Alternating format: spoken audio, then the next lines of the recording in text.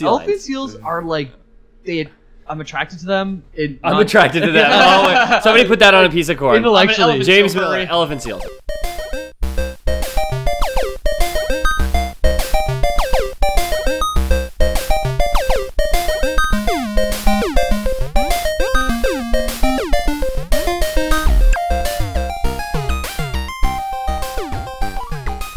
Good afternoon or evening, ladies and gentlemen. The Lore Boys are here. I will be your host this evening, Peter O'Donohue. Forgot my own name for a second. To my right, James Miller. Giorno. Hi. Sorry, guys. That's a rough start. Well, buongiorno. We've been spending a lot of time here in northern Italy. Yeah. So he's starting to pick up on it, but it's not perfect yet. No. And right across from me here to my northwest, Ethan Palmer. Hi. Ni hao. Yeah. We also spent some time in China, but we're not there anymore. Oh, is that not Italian? Ni hao? No wonder we're getting so many weird looks. Yeah, exactly. What's Italian, ma? Can I get a pepperoni pizza, please? In Italian. And then they brought you a cheese pizza. Yeah, they brought me a instead, cheese which is pizza. fucking Those ridiculous. idiots. Yeah. But they made it an extra large, and I ordered a small. So Yeah. Well, it's not so bad. yeah, it's not so bad. Fucking Pizza for the whole gang. yeah. Oh, yeah. Except for me, because I can't handle spicy milk. Oh, yeah. That lactose That milk though. spice. Yeah, it was cool. I was at a wedding in Calgary, whatever, a little while ago when I missed Yeah. those episodes, Yeah. and like people with food allergies had got to go get the burritos first out of the food truck that was nice. supplied. So I got sent up with all the other disabled people Nice. to get my no cheese burrito. Cheese-free You burrito. make vegans sound like disabled. Well, like allergies are a disability, kind of, right? Yeah. People eat cheese in front of me, and I get really triggered because Yeah. I take a ramp into pizza restaurants. Oh, really? Well, Wow. I have hay fever, and I have an IQ of 42. I don't think that's a coincidence. I think that's because of my hay fever. I'm an idiot. Yeah, probably. Yeah. Allergies actually do come up just because like we have taken away all the microbes and stuff from our bodies, so we're looking like our Yeah. defenses are looking for something to attack. That's so it. they Yeah, attack yeah. the Too, wrong too thing. much antimicrobial underwear. Exactly. It's too much. Silky smooth. On the subject of Ethan being an idiot, James, what have you been playing this week? That was a double insult. Yeah. I have been playing. I got XCOM for PS4. So started that. I'm really bad at it, but I'm learning. It's because it's hard. Yeah, I made huge progress in Crash Bandicoot. I beat the High Road. If you guys go look up the High Road on YouTube, it is a ridiculous level. Is that in the first one? Yeah. Yeah. You're on. You have to jump from plank to plank. And Oh, there's fuck! Is that bounce on the? turtles? Yeah, is that the Foggy Bridge one? Yeah. Yeah, Oh it is my that god, one. that It is- fucking level, yeah. It is brutal. It's like seen as one of the hardest levels that was included in the original game. There's another hard level. Ethan knows the name of It's it. like Stormy Ascent or something Story like that. Ascent, yeah, and it was not actually. It was included in the game, and the devs took it out of Crash 1 originally. Yeah. But you can still access it if you had a Game Shark. So you put your Game Shark on, you access this really incredibly hard level, and then every time you game over, which is bound to happen, you also have to reset your Game Shark and go through that menu again. Fuck. So it sounds like torture. I don't know why anyone would want to do Was that to it- themselves. Was it fun when you Yeah. finally beat it? I didn't actually play that one. I just heard it's out there. But next to that one, this is the hardest one, and I beat it this week. I was very happy. Nice. Yeah. And XCOM, tell me how you're liking that, because as I've made it abundantly clear Yeah. on this podcast, I fucking love XCOM. Big fan of Yeah. XCOM. And I love XCOM 2. Yeah, I'm super new to it. I've only done like 2 missions. My experience So with you did like Gate Crash where you have to blow up the statue, right? yeah, Yeah, exactly. okay. And then there's one where you kind of have to go turn off like a transmitter, or the aliens are gonna come in. Well, okay, so the cool thing about XCOM 2 is the first mission and the story missions Yeah. are the only ones that are scripted. Okay. Otherwise, every mission is random level, random objective, random enemies. Okay. So if your second mission was to blow up a transmitter, like Mhm. that's different than me or Gotcha. somebody else. Yeah. because they're all Gotcha. randomized. Gotcha. Yeah, my experience with it, I had to stop this transmitter. I had 5 turns. I got there on the last turn, and I was still trying to figure it out because it's on PS4. I didn't know the controls. Okay. And I was trying to figure out how to hack, but it turns out the guy that I had didn't have the hack ability. No, that but- that you need the gremlin. So I pressed the center button, thinking I could maybe open up another menu, and that is skip turn on PS4. So I skipped the turn, the alien showed up and I lost, and I kind of got frustrated and I turned it off. That's where I'm at right now. Yeah, XCOM is very much you have to worship and Yeah. pray to RN Jesus pretty hard Exactly, there. yeah. I actually played a bunch of Skyrim too. I picked up an old save file and I just wanted something that was low stress after that really hard platforming level in Crash, and kind of zoned out. I got lots of sores on my fingers. Yeah. Exactly. And that was pretty much my week. Lots of fun. I want a game I can play with just the palms of my hand. I don't need fingertips anymore. That's why they call him Ethan Palmer. Ethan Palmer, exactly. Speaking of which, what'd you get up to this week? I've been getting ready for hibernation, so I've been burying a lot of nuts in my backyard. It's looking good. Spring's You gonna always have such an interesting week. Like it's because you live in the burbs, eh? Yeah, well, I live under a bridge, and I mean, it's important to store your food for the spring. You know. It's not interesting as much as it is necessary and vital to my survival. Nuts don't keep above ground. No, not very well anyway. No. Sometimes they grow into trees, though. It's very frustrating. So you go back to a spot where you had planted food, and all of a sudden there's a tree there. It does nothing for me. And it's not sexually mature enough, so it can't grow food itself. Exactly. Yeah, it's nutty, honestly. Yeah. Hey. Man, it's such torture waiting for trees to reach sexual maturity, so they can get nuts hanging on. Oh, believe me, I know. In all seriousness, I'm playing Dark Souls 3 still. I got 2 bosses left: Nameless King and Lothric and Lorik. Okay, so that's 3 bosses total, because you still have the Soul of Cinder, the last boss. Oh, that's true. Yeah, Lothric and Lorien are not the last. No. Well, I But, haven't beat it yet, so I wouldn't know. But Yeah, there we go. Yeah. How you digging it? I like it as much as ever.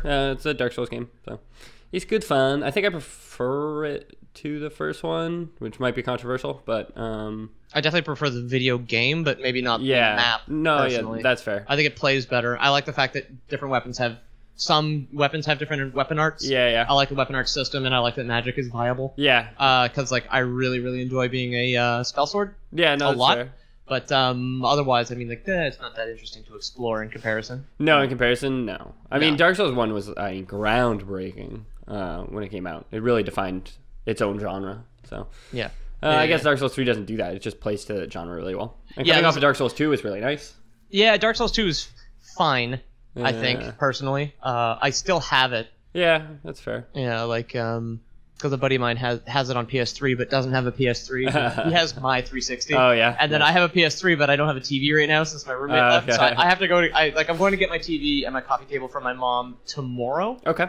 So I'm gonna start playing Demon's Souls. Which I have, but never finished because I don't have a television anymore. Yeah, that one's tough too. Bonfires are so few and far between, man. There aren't even any. They're archstones. Yeah, whatever they are. When you beat a boss, and I've never gotten past the farthest I've ever been in that game is a Tower Knight, who's the second boss. Yeah. He's a big dude in the castle area. Yeah. I never really got past. I got past him, but I've never been further than beating him. Yeah.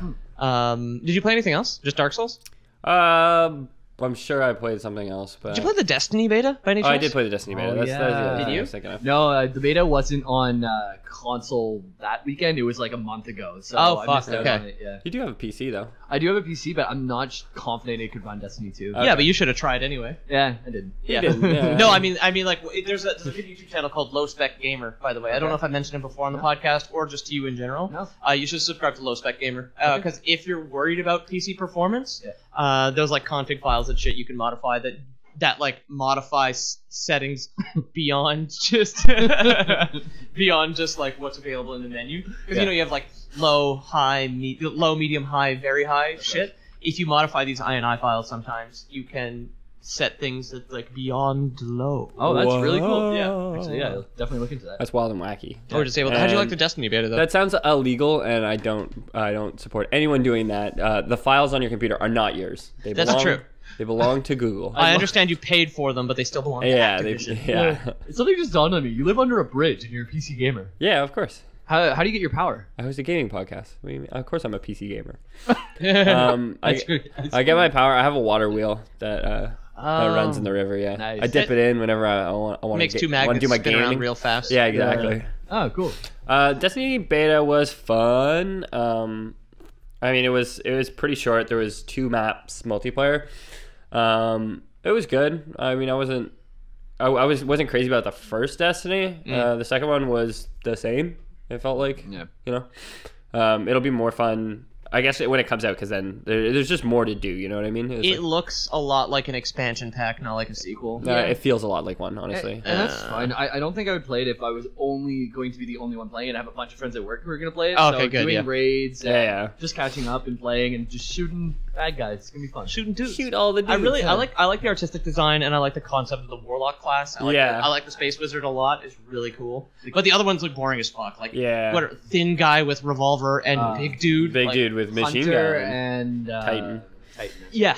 Warrior, hunter, mage, basically. Exactly. Yeah. But I like the space mage. I always pick mage. I mean, I made the mage in Destiny 1, but eventually did max out all 3 characters. It's a lot of fun. Oh yeah. Yeah. Okay. Yeah. Well, yeah. You have a PS4. You had like the privileged console that you got the chosen one. Exactly. Where everybody got everything, opposed to like those fucking pieces of shit on Xbox. Yeah, that's it. Thanks a lot, picking favorites, Bungie. Yeah. What are you just gonna scorn the console that made you what you are? Yeah. No kidding. Not that I have an Xbox or anything and give a shit. I have a PC, but I still think it's dirty. Yeah. Got some good news this week too. Got invited to go to DreamHack in Montreal, which is fucking awesome. Yeah. It's gonna be a long fucking flight. Yeah, that's it. So like, I'm gonna have to travel all the way there, but once I get there, I'm going to the casino the night before to meet up with some VIPs who are going to be at DreamHack, so I might be rubbing shoulders with some esports players, with some team managers and that type of stuff. So I'm going to go and try and network a little bit and see. That's going to be fun and awesome, Yeah, we get our own private rooms, some poker chips, free drinks, and all that stuff. Oh, damn. Yeah, cool. It's really fun. Get all dressed up,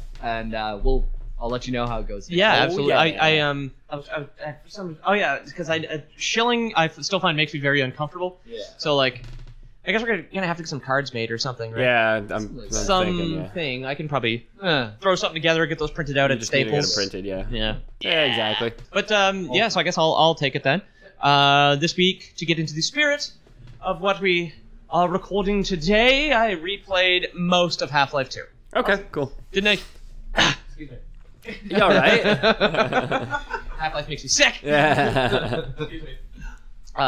Alcohol is bad for you, kids. Don't drink it. Yeah, I'm drinking salt water. I noticed my kidneys hurt. I noticed that now on iTunes we have the little explicit content E. Is that something you checked off, or is that something that Apple would have done? So that happened with Apple, and they only caught us about 10 episodes in. We don't have E until like 10 episodes. Yeah. Now they're all. They need to go back and review our first ones. Yeah, I know. We never should have gotten through with that. I mean, the Borderlands episode's episode 3, and that's that was the first rowdy cast. Yeah. I mean, the first cast I was referencing God's spunk, so. Oh yeah, that's true. Yeah. We've been dirty since the beginning. The dirty lore boys. Yeah, dirty little lore boys. Dirty little lore boys. Oh yeah, so bad. Punish us, viewers. But tweet at me some punishment. Oh yeah. Foucault, just come for me. Half-Life? Yeah, so Half-Life. I replayed most of Half-Life 2. I got to Highway 17.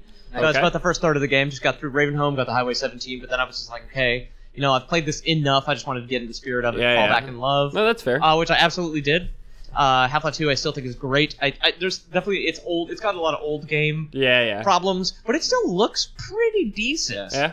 It's been 13 years, and the textures don't hold up, but a lot of the animations do. Oh yeah. And the lip sync still is the best in the business. Yeah, right? yeah, Like, that's it. Like the way characters emote is still incredible. Yeah. Like everybody's eyebrows move and they blink and their cheekbones move properly and all that shit, which is stuff that you still don't even see today. No, Mass not in Effect a lot Andromeda. of games. Yeah. In Destiny, they just put a helmet on their face and they're like, there. Yeah, exactly. That's been the scapegoat for sci-fi for a long time. Like, one of those stupid helmets that has no visible ports to see through. Like what? Titanfall has that as well, but like they're covered in cameras. Okay. And in Titanfall 2, if you shoot someone in the head, their helmet like shatters, and they have like this fabric hood covered in electric shit. Oh yeah. So there's like things that plug into the cameras that make you see on the inside. Oh. So they have eyes on the inside, which is fun, just like in Bloodborne. Sounds like science. Yeah, sounds it's like sci-fi. science. Yeah, whatever. I don't know enough about science to verify this, but it I sounds don't know like enough science. about that. Otherwise, what did I do? I can't remember for some reason when I did this. I finished Nier Automata. Oh yeah. Finally, I got the all last one. I got all the canon endings. 9S or no. Well, there's three. So A2. how far? Yeah, exactly. How far did I get? You were in the A2 campaign. last week. Okay, so I was not done. You were not okay, done. just to make sure I wasn't telling the same fucking story twice, because sometimes I do that. No. don't did do I that. ever tell you about the time I played as 9S? Yeah, back in those days, the core had a bumblebee on it. Sounds so much like Deckard Cain there. Yeah. Stay a while and listen. Yeah. Stay a while and listen. When we're doing a Diablo episode, Ethan? Next week. When Diablo The next happens. episode is going to be Diablo. Next record we Diablo? Diablo. Next record we Diablo. Diablo. Where Peter will be Deckard Cain, the entire cast. The entire cast? You Never can, make character. I'll be Rakinishu. I am- I'll be the one guy who is left in the den of evil that you can't find. Yeah. Absolutely. I make that promise to our valuable listeners right now. I will play Deckard Cain the entire time for that podcast. 2.5 hours. I will do that and drink. Oh, I yeah. guarantee it will be consistent. I will at no point break character ever. That's a Lore Boys guarantee. Lore Boys guarantee. It is worth literally You can nothing. put that on a piece of corn. Put that on a piece of corn. Crunch at me. Little known fact, Peter doesn't actually sound like what you think his normal speaking voice is. Yeah. Every voice is planned carefully by Peter. Well, well, I mean, we draft these things weeks in advance. Yeah, exactly. It's absurd. The amount of pre-production that goes into one episode. One episode of Lore Boys. Frankly, borderline is like self-slavery. Conceptualized Well, I mean, years ago. we have the team of... How many writers do we have on staff now? 14, I think? So. Yeah, well, 13 now because Yeah. Jessica's on mat leave. Oh, shoot. Yeah, that's true. She's having Congratulations, Jessica, on your incoming Bobby.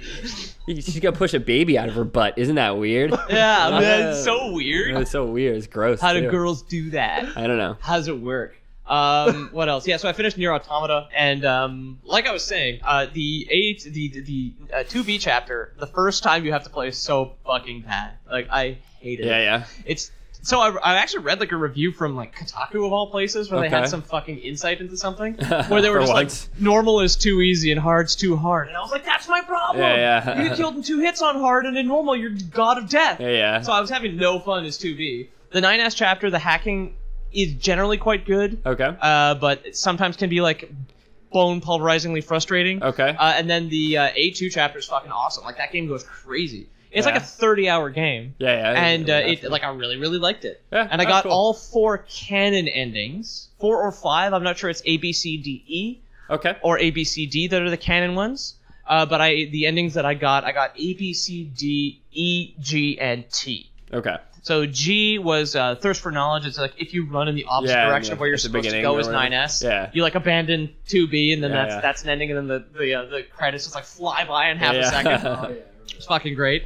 And then T is if you so everything on screen is like a chip installed in your Android brain. Okay. So the HUD, every element of the HUD you can uninstall, but there's one chip that's the OS chip.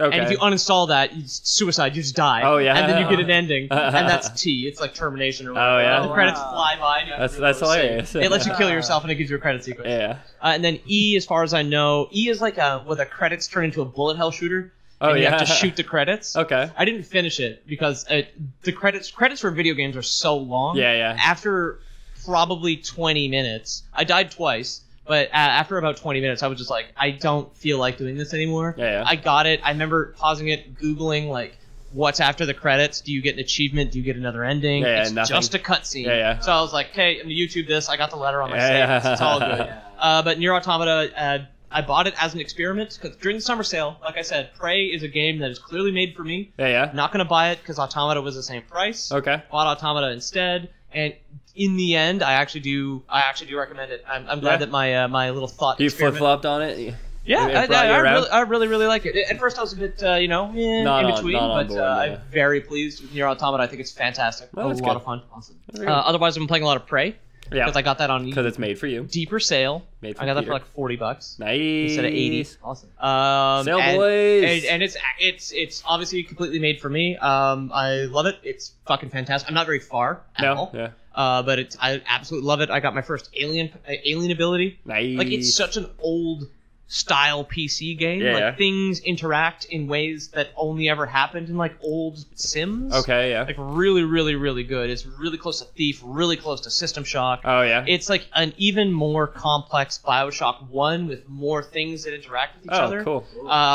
It's like I said before, it's very much like Dishonored 1 and the Dishonored 1 DLC. Yeah. And even though I shit on it a lot and I'm not pleased with it, playing Prey, because it's made by Arcane, inspired me to reinstall Dishonored 2, which I will immediately go back to after Prey. Because I know that these games are designed to have things interact, and for like the first time in my life, I'm experimenting with different combinations of things. Okay, cool. So like sometimes it'll get me killed because you sadly can't know the result, so it's a very F5 heavy quick save game. But like Dishonored 2 has a lot more shit than Dishonored 1. Yeah. Right? Dishonored 1 I got used to a lot of that stuff. For some reason Dishonored 2 always disappointed me so much and never really experimented much. That's fair. But I feel like I'm inspired to go back and give it another shot. Okay. I'll, in the same way I give Dragon Age 2 another shot. Yeah. Many moons ago. Which maybe didn't deserve it. It did not. No, it didn't. That didn't turn out well. Or Bioshock 2, which I gave another shot. In the end, ended up liking a lot more than the first one. That one deserves a second shot. Yeah. Ethan and I went to... Ethan doesn't eat pigs, okay? Because he loves pigs. They're smart. And we went to a party yesterday that had a giant pig that was roasted, like still, like pretty much. Spit roast. I didn't know you didn't eat pork. Yeah, I don't eat pork. Yeah, I don't really like it. It's haram. He eats pork, not pigs. I'd eat the. Oh, okay, yeah, the same thing. But Ethan had to carry this pig corpse basically to the garage next door, and like looked like he was physically ill as soon as they turned on the lights. I was fine carrying it. It's when they started butchering it after. I was like, well, I'm going to leave, guys. Yeah. Oh, really? Oh, fuck. Okay. Other than that, the party was very fun. It was like outside there was a young group of people like having a birthday party, and inside there was a church group with like a 3-piece instrument set. And in the garage there was dudes butchering a pig. Yeah, exactly. There's a lot of different dynamics going on. It was a lot of fun. It's all very confusing. We should just get drunk. Yeah, exactly. I didn't know that. I didn't know you didn't eat pork. I don't eat pork. No. Yeah. That's why I don't get pepperoni on my pizza. Yeah, or vegetables for that matter. Cheese pizza. I sometimes get vegetables on my pizza. Eden's actually allergic to raw fruits and vegetables. Raw fruits and vegetables. Yeah. Eating is very tough for him. It's weird. It's linked to hay fever. I'm allergic to pollen that exists in like every fruit and vegetable, basically. Oh my god. Yeah. I've only got like 2 weird allergies. Like I'm lactose intolerant, so no dairy. Yeah. And then I can't eat pineapple. Oh yeah. I assume. Because I was, my mom's allergic to it. Okay. Like, very allergic to it. Yeah. And then I was working in a cafe a little bit, making a fruit salad for somebody. Okay. And I was, like, cutting up pineapple, and both my hands went completely numb. Oh, that's not good. And I was just like, you know what I'm not going to do, ever? Eat this. Because my mom's allergic, so I never really touched it. Yeah. Obviously, like, growing up, if we bought fruit, it wasn't pineapple. Yeah. And then it made my hands numb, like, right away. Really numb. Like, when you get the... no feeling on the skin, and inside everything's kind of needly. Sort of feeling. So I was like, aspersia. I was like, I should probably not put this inside of me, unless it was in my butt, which I might try. Pineapple in the butt. That's a classic. Lil Nicky, classic Sandler film. Oh yeah. Carrots up your butt help you see better. That's true. Yeah, from what I understand. Yep. Turn you orange too. Good. Yeah, I saw that episode of the Magic School Bus. Yeah, exactly. When they shoved a carrot up Arnold's ass. Arnold kept putting carrots in his butt, and he turned orange. I don't want to go on a field trip today. Yeah.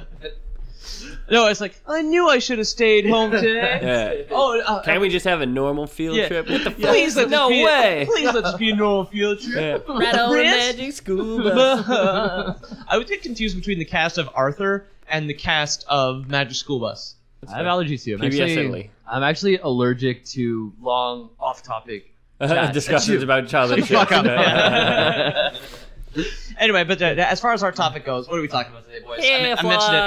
Talking about Half-Life. Yeah. Do you know why we're talking about Half-Life? Because we said we wanted to learn about science. Because we talked about science? It's because Epistle 3, the summary of what could have been Half-Life 3, was released 2 weeks ago now. We're eating crow because last week, we said... It never happened. Yeah. And we totally had no idea that it had already happened. Yeah. And we're not planning an episode. Yeah, the writers were probably listening to our podcast and thought, well, we need to clear this up. Yeah, they got to clear this up. Nice, we released that, so everybody, you're welcome. Yeah. Hashtag Mark Laidlaw. Yeah, exactly. Thank you. So the Half-Life Luniverse. Luniverse. The Half-Life Universe. Lots of birds in that universe. Ooh, fucking bubbles. The Half-Life universe is sort of our own, but thankfully there's not a whole lot of dates to follow. Okay. Also, so the Half-Life universe and the Portal universe are the same. Yeah. Canonically. Except I left out a lot of Portal stuff because Portal is stupid. Okay. It's fun and the games are great. Yeah, loved it. Give me a moment. Bless you. Don't do it. Peter, don't do it. Bless your soul. Oh my god, that's beautiful. Yeah. I came. the 1/16th of that orgasm was so good. Yeah. Does that mean girls' sneezes are 4 times more pleasurable? Probably, right? They can have more orgasms. Yeah. Or they just. And they're more intense too. If your orgasm is more intense, is your sneeze More intense. Mm. Oh. Are they proportionate? That'd They be can, an interesting can study. they sneeze like multiple times in an hour? I mean, I can sneeze once, Yeah. and then an hour later I can sneeze again. Yeah. But after that, I can sneeze pretty quickly in succession. Oh yeah. Yeah. I sneeze once and I need a nap, man. The reload on the sneezes is pretty quick after the second one. Yeah. So like a man's orgasm is like a woman's sneeze, and a woman's orgasm is above a woman's sneeze. Like if you plotted them out, For it goes- ranking them? Yeah, from bottom it goes man sneeze, man's orgasm, woman's sneeze, woman's orgasm. What about the prostate? Oh, we all got them. We all got We them. all got them. Everybody has them. It's like my appendix, though. It doesn't get a whole lot of use. But you know, it's an interesting thing to study would be the intensity. And you know who Yeah. studies things? Who? After Science. Oh. Oh, But anyway, the reason I leave science out people. the reason I leave out Portal is because the tone of this podcast would shift too wildly, and frankly, the fact that everything in Portal is canon was okay in Portal 1 because it was just another lab. Yeah, and yeah. There wasn't a whole lot of fucking insanity. Yeah. Portal 2, sadly, introduces using portals to harvest moon rocks, Yeah. crush them into powder, accidentally creating an army of flesh-eating mantis men That sounds right. Yeah. in the 80s. Well, yeah, we all remember Which, that. they just exist apparently, and then among some other completely absurd things Yeah. that simply have no place in a universe like Half-Life. That's fair. Not anymore. It all got retconned in, which is fine, but I've left it out because I think Portal deserves its own episode, and I think each episode should at least have consistent tone. Yeah, that's Yeah. right. That's interesting that they're all connected though. Didn't know that before. Yeah. Yeah, After Science and Black Mesa were competitors. Okay. Yeah, which got retconned in as After Science. Yeah. The After Science is actually very important to the story of Half-Life because they built a ship called the Borealis, which we'll hear about later. Okay. But otherwise, the Mantis Men and the Moon Rocks is stupid. Yes. And is a joke. It's very dumb. It's like, not that the games are stupid or not funny No, or yeah. anything, but just as far as context goes, no. Yeah. Thanks, man. Okay. But there's I'm on board. a few things that we will touch on. So you guys heard it here first. Peter says Portal's a bad game. He gives it a 0 out of 10. He says don't play it, which I mean I disagree with, but here we are. Yep, it's exactly what I said. Yeah, right. And I stand by it. Active listening, it's called. Yeah, it's very good. Other games that are bad: Halo 2, Final Fantasy 7, Yeah, all bad Final games. Fantasy 6. Yeah. What games. else? Oh my God, what else is a bad game? Super Mario 64, Yeah. Banjo-Kazooie, Super Mario and Brothers. Tooie. The N64, the N64 as a console, Yeah. the no, that's bad. PS2 as a console, Yeah, that's bad. especially the Devil May Cry series. Yeah. The only things that are really good, anything on the Amiga, Yeah. Definitely. anything you can play on Uplay, On the Ouya? great, so good. The Ouya was a great system. That mobile game Turd Birds. Yep. Awesome. Yeah. You Yeah. poop on things. Oh Good yeah. stuff. That Rain screensaver you can get for Android phones, Okay. Yeah. and that's it. That's what I think is good. Oh, Carnival games for Wii. That's a Dude, okay, Wii Music Okay, well, also. that was yeah. Masterpiece. Yeah. Taken too soon. Hashtag Wii Music. Boom, boom, boom, boom, boom. Where does Half-Life start? Like, What what does year? this do? What does Yeah. this do? It's on the Wii, right? Yeah. Yeah, Half-Life. Half-Life was on the Wii. Yeah. So they're PC shooters. Okay. Yeah. And then they've been ported to consoles in the past. Yeah, Orange Box. Orange Box. That was the first one I played. It was Orange Box. and Yeah, the Half-Life 2 was 360. on the Xbox original, though. On Xbox Yeah. the first. Okay. Which is where I actually experienced it for the first Okay, time. cool. Yeah. Yeah. Actually, I forgot to ask, what's your guys' experience with the series? I have played a lot of 1, all of 2, 3 times, and that DLC that like shows off like some of the creators' stuff. There's like a commentary on it. You have to climb this cliff. And it's like, Lost Coast. that's it, Lost Coast. Like this is a battle arena, and they explain like how they make everything, and it's really cool. Yeah, I played a bit of Half-Life 2. That's it. That's it. That's it. I You haven't played the any of 2 those? Portal games too, if that's part of Yeah, it. I've done all the portals. Yeah. It's canon, so Yeah. that's fair. It's Yeah. experience with the universe. Yeah. Ethan and I did the co-op as well. Yeah, for we did. Portal 2. Oh, the co-op's actually fucking great. Yeah. I like Allison Peabody a lot. Yeah, we were in the same room. We were naked, and we beat Portal 2 co-op. It was a fun time. It was a good bonding I experience. think that's the way actually it's supposed to be played. There's an achievement. for that. Yeah. If you no, point a webcam that's- at your guys' dicks at the mushing dick, together, mushing together, yeah, you get we were a- docking the whole time. It's called Tainted Save. Yeah. If you guys don't know what docking is, go Look it Google up. that. Tweet at me. Yeah. Make sure you're over 13 years old.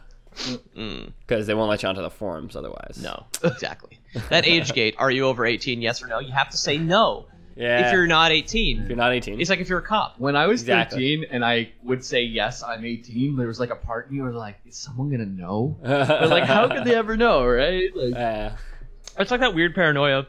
Because I got my laptop from a girl I was seeing before she moved out of the country, moved back to Germany. And she had put a piece of tape with a sticker over the Yeah. webcam. I A lot of still people do that. But people can't. What the fuck? They can get in, like people. Yeah. They can That watch shit's it. crazy, dog. Yeah, Yeah. no, it's wild. I think it's crazy. Anyway, back on track. Yeah, Come on. Yeah, yeah. It's good. It's good. It's good. Good conversation. Get those conversational juices flowing. Yeah. Because you know who never speaks? Me. Gordon Freeman.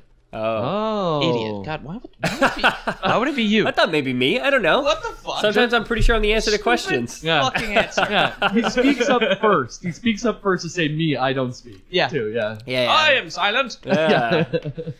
Anyway, it all kind of starts out. My chosen aperture history here starts in 1943 Okay. on a planet called Earth, which you may have heard of. Whoa. It's featured briefly in Lilo and Stitch. Oh, good. Yeah. Oh, the planet that we're- Hana.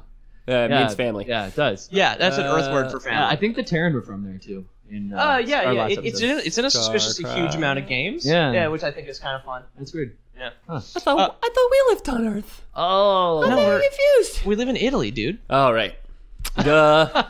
No, we left Earth behind. Yep. We're nothing but wine and gorgeous tanned women with unibrows. Yeah, that's my favorite. And pasta. I love covering a gorgeous woman's body in pasta. This is so off topic. I was reading a dictionary at Ethan's place today. Why? And noodle because I was waiting for his girlfriend to Because get he's an ready. educated person, Peter. Yeah. Jesus. Why are we It's not reading 'cause a he was- dictionary? It's not because he was coming down. A noodle is an unintelligent person, but noodles is the string-like pasta. Oh. And I don't know if singular noodle is not It's not A it's pasta. not a pasta. according to Oxford Dictionary. Sounds like I'm doing an 8th grade it was speech. Merriam-Webster. Okay, yeah. Okay, yeah. Well, that was it. Tangent done. Yeah, I legitimately didn't know that. Singular noodle. So like, there's probably gonna be a bunch of people out there. I thought noodle Learn was something. like a brain. I thought that was ironic because I thought noodle was a brain. It's use your noodle. Using Yeah. your noodle. And the noodles on Could be your brain or your penis. 1943. Okay. Cave Johnson World War receives II. the Shower Curtain Salesman Award within Aperture Fixtures.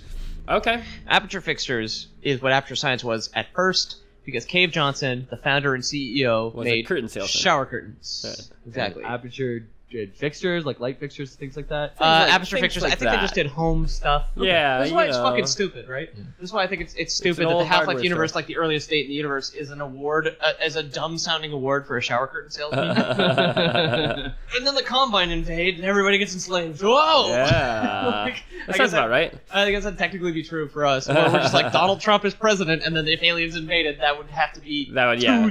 points in the same story, Yeah. right? So, Oh, yeah. 2 points in the same fucking joke. Exactly. Exactly. And then at some point between 1945 and 1954, Richard Keller is born. Probably because in the Half-Life PlayStation 2 manual, he is said to be 55. Okay. And Decay. So Half-Life 1, Half-Life Decay, which is the only game I've not played. So I've played everything Half-Life, Okay. including Deathmatch and Deathmatch Source. Okay. I don't know what those things are. They're the multiplayer components that you get for free with Half-Life. Oh, so neat. you've played the multiplayer. as well. I have, yeah. Very Okay. impressive. Yeah. For Half-Life 1 and 2. Okay. The only thing I haven't played is Half-Life Decay, because Half-Life Decay, there's a fan-made port on PC, which Okay. I'm just remembering now. Otherwise, it was on PlayStation 2. I never had a PlayStation 2. Okay, I don't that's know fair. anybody who owned Half-Life Decay, so I've never played it. No, that's fair. You play as two different scientists who I'll get into. Richard Keller is your boss in that one. But In since Decay? in Decay, exactly. His name is Richard Keller. And Half-Life is set in 2000 and X. Okay. So that's why Maybe. everybody's birthday Yeah. is between some date range of 9 years. It's 20,000. Because it is set between the year 2000 and 2009. Okay. Somewhere. And then 1947, Aperture Science, as now it's branded, receives the award for Best New Science Company from the Science Business Institute of America. Best new science Best company. New Science Company, exactly. That's Oh. hilarious. At You some- guys are doing good science. Good there. science. Oh, this America. award. Somewhere between 1969 and 1978, one of the two protagonists of Half-Life Decay is born. Her name is Colette Green. Okay. Because she is said to be 31 in Decay, which again is set somewhere between 2000 and 2009.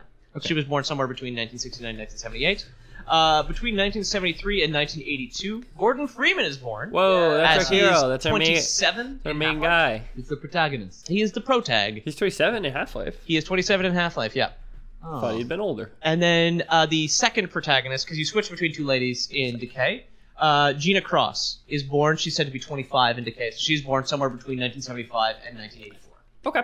Then, finally, in one of the expansion packs for Half-Life made by Gearbox Software, Opposing Force, which, to be honest, is better than the original Half-Life. I fucking love Opposing Force. The protagonist, Adrian Shepard, is born, as he is said to be 22. Okay.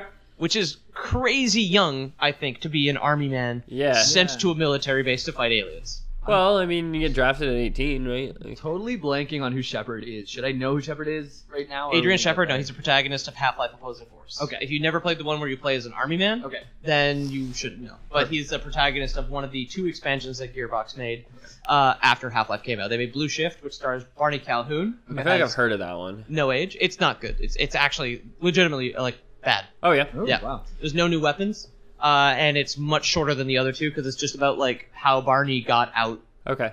Maybe I was thinking of the Doppler effect. Maybe. Yeah. Maybe a good version of Blue Shift exists out there somewhere. Yeah, that's it. Right? Wait Made by when someone it's who's coming, not Gearbox. It's coming right at you. Yeah. But Opposing Force, despite the amount of shit on Gearbox, just because of their reputation now, Yeah. Opposing Force is legitimately, I personally think, better than the original Half-Life. I absolutely adore it. Amazing. At some point in the late 90s, while visiting the University of Innsbruck in Austria, Austria? Gordon Freeman observes a series of teleportation experiments conducted by the Institute of Experimental Physics, Okay. and their practical applications, and then teleportation becomes his obsession. Comes Freeman's? Yeah, Okay. Gordon Freeman's obsession. And He Gordon grad- Freeman, for those listening who don't know, is the main character of the Half-Life series. He is the main character of the Half-Life series, Yeah. exactly. And like you said, he never speaks. He does not. Silent protag. Is that like canonically, is it like he's mute or... No, it's literally never addressed. No, it's never He's just touched on a it? silent You just protag. never hear him in the game? Because he's not so much a character as he's a cipher. Yeah, He's- and that's you're Yeah, you. it's you, yeah. You. I get that. I just wasn't sure if it Yeah. was ever actually. Yeah, it's explained. basically like the way the game is set up with the silent protagonist, Gordon, because everybody talks at the screen. Yeah. You, congratulations, boy and or girl, you are Gordon Freeman, Yeah, and that's because it. everybody calls you Gordon, but it's first person. The Half-Life games never break first person. No, yeah. Ever. There are cutscenes, open air quotes, but Yeah. they never break the illusion that Gordon There's- or you. Yeah, the are only seeing- things you see are through his eyes. Exactly. You see directly through the screen. Yeah. Yeah. Prima. What's the bad guy's name again? In what? In Half-Life. Well, the Darth Vader. In that thing that we're talking about. the villain of the series, which you wouldn't know at this point, Okay. is the G-Man. G-Man, that's it. yeah, That's the what guy I was who thinking creeps of. behind the window, like Yeah, 100 the guy in the times. blue suit. Yeah. I remember him. The G-Man's the villain, which I think at least we'll get into. Yeah. But otherwise, the enemy in the first game shifts between a certain alien being who will be Okay. revealed, and the American military who are sent in to kill everybody. Okay, cool. Yeah. Nice. So Gordon Freeman in 1999 graduates MIT with a PhD in theoretical physics, and Wow, shortly that's my thereafter guy. begins working at the Black Mesa Research Facility Oh, bad place. in New Mexico. I think New Mexico or Nevada. They're the same. They're the same. New Mexico and Nevada, it's one state. Just different names. Nevada's the Native American pronunciation of New That's not Mexico. true. No, trust me, it's very true. I'm a very smart person, Peter. It's very true. 2000 and something. 2000X. 2000X, baby. The events of sexiest Half-Life, year. the events of Half-Life Blue Shift, the events of Decay, and the events of Opposing Force all occur at similar times Okay. on May 16th. They all begin on May 16th. Okay. Wow. 7:30 in the morning, May 16th, 2000X. Gordon Freeman is being instructed by Gina Cross's hologram. She has a hologram in the training. So the tutorials for these games are canon, by the way. Okay. Okay. So the tutorial for Half-Life is a training simulator where they talk to you as Gordon. They talk about like what you have to do next. Yeah, yeah. Adrian Shepard's Press the A button to open this hatch. That's press canon. F to pay respects. Yeah. Yeah. That's canon. The people said that to him. Exactly. Yeah. Yeah. People speak weird in 2000 actually. You can accelerate your cart by pressing the X button. Which I think is from like CTR or whatever. Yeah, sounds about right. Where was I? Oh yeah. So anyway, the tutorial for Half-Life is Gina Cross. She constructed a hologram assistant of herself to teach other people how to use the HEV hazardous environment suit, which is Gordon's iconic this is orange, suit. yellow, orange Exactly. suit.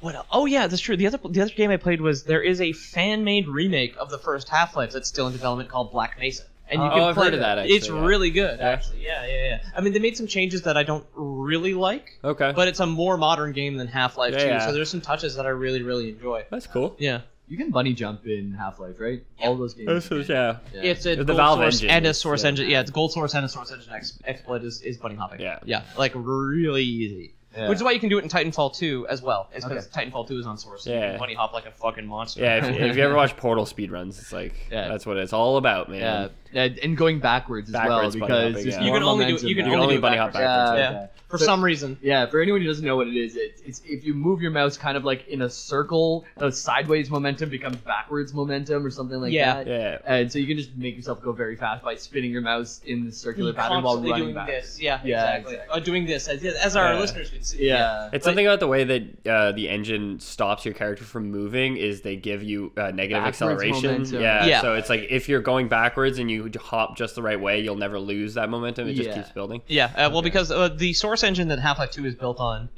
was like one of the first really realistic physics engines. Yeah. So it's doing. That's why, if you ever notice, at least on older PCs, you notice this. Source games are very processor intensive. Yeah. Not as GPU intensive. Yeah. Because the processor has to do all of the math. Yeah, the The calculations. graphics card just has to show it. Yeah. Right. So having like a better processor for things like CS:GO or Team Fortress 2 even is necessary. That is more necessary than a decent the graphics card because since Valve doesn't make video games anymore, you don't need a graphics card that's newer than something good in 2007. Yeah, You could have a decades-old graphics card and play whatever the fuck you want. Cool. Or like, when the hell did CS:GO come out? 2009? Oh, a long time ago, yeah. Yeah. Yeah, I think about 2009. Yeah, if you can run CS:GO, you can run any Valve game. Yeah. Like that's which it. is so easy.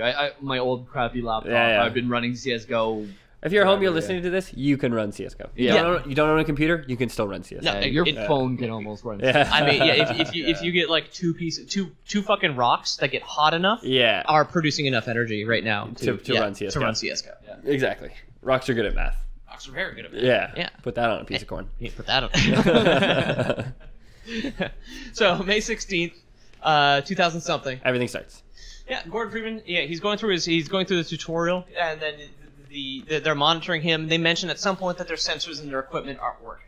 Okay. Yeah, so the Spooky. tutorial actually sets up the events of the game. Okay. Around 7:30 in the morning, around 8:30, excuse me, more system crashes occur through the Black Mesa facility. And then when you arrive, there's a security guard. It's like, how you doing, Mr. Freeman? We had a system crash about 20 minutes ago, and I'm still trying to find my files. Just one of those days, I guess. Yeah. So they had a system crash at some point around 8:30 in the morning. Okay. Which is kind of setting up that things are starting to go wrong. That everything's with Black going bad Mesa. at Black Mesa. Exactly. Yeah. In Nevada. At 8:42 in the morning, so 12 minutes after this, Barney Calhoun, who is one of the main characters in Half-Life 2, Okay. he rescues you from the Combine at the beginning. Okay. So specific. 8:42. I don't know. Yeah. Yeah, exactly. I kind of like this one here. It feels very intense. Yeah. Instead of like dates and dates and dates and dates, it's like all these things happening at the same time. It's like a It's like an real... episode of 24. Yeah, which you know I've never seen. Doop, boop.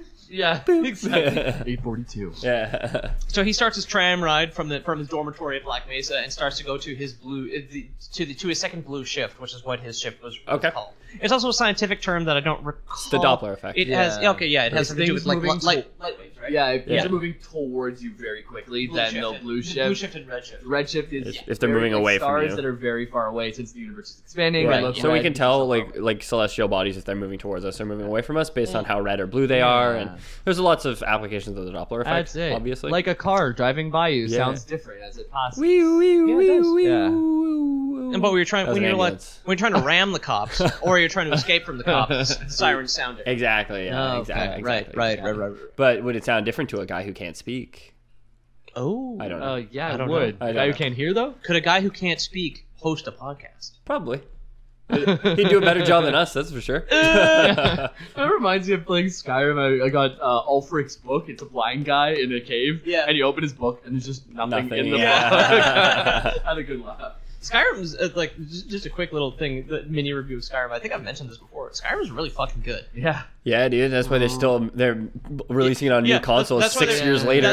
That's why they're releasing it on everything. They're not doing that with Fallout 4 because they know who their golden child is. I have it on PS4 and playing the remastered. I feel like I've put in 50 to 100 hours. It's not a lot in terms That's of not a Skyrim. lot in I terms feel of like I've Skyrim. barely scratched the surface even after completing the story. Do you have the expansions? Yeah, I have everything, all the DLC. Dawnguard I don't find very good. I like the gear. I like the Dawnguard gear is really like stylistically nice. Dragonborn, however, is like I like turning into a vampire lord. Yeah. so good. Yeah, that's so good. I'm gonna finish all the content, get my chiefs and all that stuff, and then I start modding like crazy because there's so many great mods. Mods make the game. Yeah, I mean, like I'm obviously I'm a PC gamer. I've had like Steam Workshop support since 2012. Yeah, so, exactly. But yeah, the mods are really good. Yeah, the most important mod is the one that turns all the dragons into Thomas the Tank Engine. They're just well, that could be argued that it could be the one that turns into Macho Man. Macho Man. Yeah, I was Savage gonna is a say very that good one. Oh yeah! Yes, no Slim Jim. Yeah. Yeah, the Thomas the Tank Engine one for Alduin is great. Yeah. He like whistles and it rains fire. Yeah, exactly. Yeah, I've been considering going back to that, but as I've mentioned countless times on this podcast, I have too many games to play, so I'm going to finish everything. I'm going to redo Dishonored 2, give it another chance. Yeah. You know, they've got an expansion. You're better off playing a new game anyway. Yeah, I know. But Skyrim. But Skyrim. Yeah. Skyrimaroo. Skyrim. I'll often reinstall Skyrim and I'll play it for a couple hours and I'm like, well, I'm gonna install that for another couple months. I think. Yeah. I don't dislike it by any stretch of the imagination. But I'm trying to get in the habit of like installing things and when I stop playing them, just delete the icon so I forget it's there. Yeah. Because I do the same thing. Like I'll stop playing something for a week and I'll be like, I guess I got to clear out some space. Yeah. I'm like, I have 2 hard drives. Yeah. I have like a terabyte disk and 120 SSD. Yeah. I'm not wanting for space. Yeah. But when I see like, 690 gigs available on my disk, Yeah. I'm like, ooh, better fucking uninstall this 10 gig Yeah. game. Getting pretty crowded in I here. mentioned in another podcast that like sometimes eating a bowl of cereal is too stressful for me because you have a time limit and you have to. So imagine before it gets soggy. Yeah, before it gets soggy. I remember you mentioning Yeah, that. That's what spawned the whole conversation about club Club sandwiches. sandwich, which will come out at some point. yeah. But that translates to Like, like like that'll come out at some point. Yeah. You're all waiting for a conversation about A fucking triple club decker sandwich, sandwiches. yeah. What do we really think about bacon, guys? Yeah. But so like playing Crash and XCOM. XCOM, I'm always worried about losing my friends. They're all gonna die in the fog of war because you know what's gonna happen. And then Yeah, Crash, he doesn't play on Iron Man. Crash is Don't play on. like- Okay, look, Iron Man is pointless. Yeah. Yeah. Let me just throw this out there. Yeah. That it doesn't make the game harder, but I don't know. I guess Makes it more punishing. there's not even an achievement for doing Iron Man Nope. normal. By the way, it's hard or veteran. for the masochists out there. Yeah. Like it. So Alexi. So playing that kind of stuff, and then also playing Crash Bandicoot, where you die like a million game overs before you get across this rickety bridge, and all you do they don't even give you an achievement. They're just like, okay, go on to another really hard level. Yeah. It's like really nice. Just to back Congratulations, pussy. off. Yeah, Yeah. exactly. How about you do it fast this time and get the time trial? It's like, oh man, It's nicking you. Exactly. Yeah. So Skyrim is a very very nice change. Just to. If I want, I can just sit in a shop and like look at a guy and put a bucket on his head, like you mentioned. Steal everything. Yeah, Yeah, steal exactly. Yeah. I mean, I used to find Skyrim. The first time I played Skyrim, like dragons used to kick the fucking shit out of me. Yeah. Like they're threatening, but like Skyrim's always had that problem. Bethesda games in general have that problem. They should have a level cap because in Skyrim, Yeah. once you hit like level 50, you can't be stopped. No, yeah, that's You're it. too strong. In Fallout, there's always a problem as well. Like even in Fallout 3, which is fantastic, New Vegas as well, which is good. Fallout 4 has this problem even harder because there's no level cap in that fucking game. Yeah. You do get to a point where you're too strong for the world. Like the game's Yeah. only balanced up to a certain point, but for some reason they don't stop. Yeah, Yeah, some no. people like that too. To be invincible, you can prestige your skills now. Reset your 100 down to You get 1. legendary skills, yeah, Yeah, which I like a exactly. lot. That was a free update. Yeah. Skyrim had a lot of free updates. Yeah, yeah. Horse combat was awesome. Yeah. Yeah, it's impossible to hit anything. Yeah. but Yeah, Horse no, that's combat. it. Free all It's I like ever fucking Mountain Blade of horse combat, Yeah. man. Oh my Guys, god. just so you know, horse combat, if you haven't played Skyrim, is like horse racing. You bet on 2 horses fighting. Yes. Yeah, Yeah. that's it. Yeah. I'll It's like take the one with the a knife. it's like a cockfight, Yeah, exactly. basically. What was it? Oh yeah, I only ever used the horse combat because it's so hard to shoot. I only ever used the horse combat to hunt deer to like make leather straps to up my smithing skill. Yeah.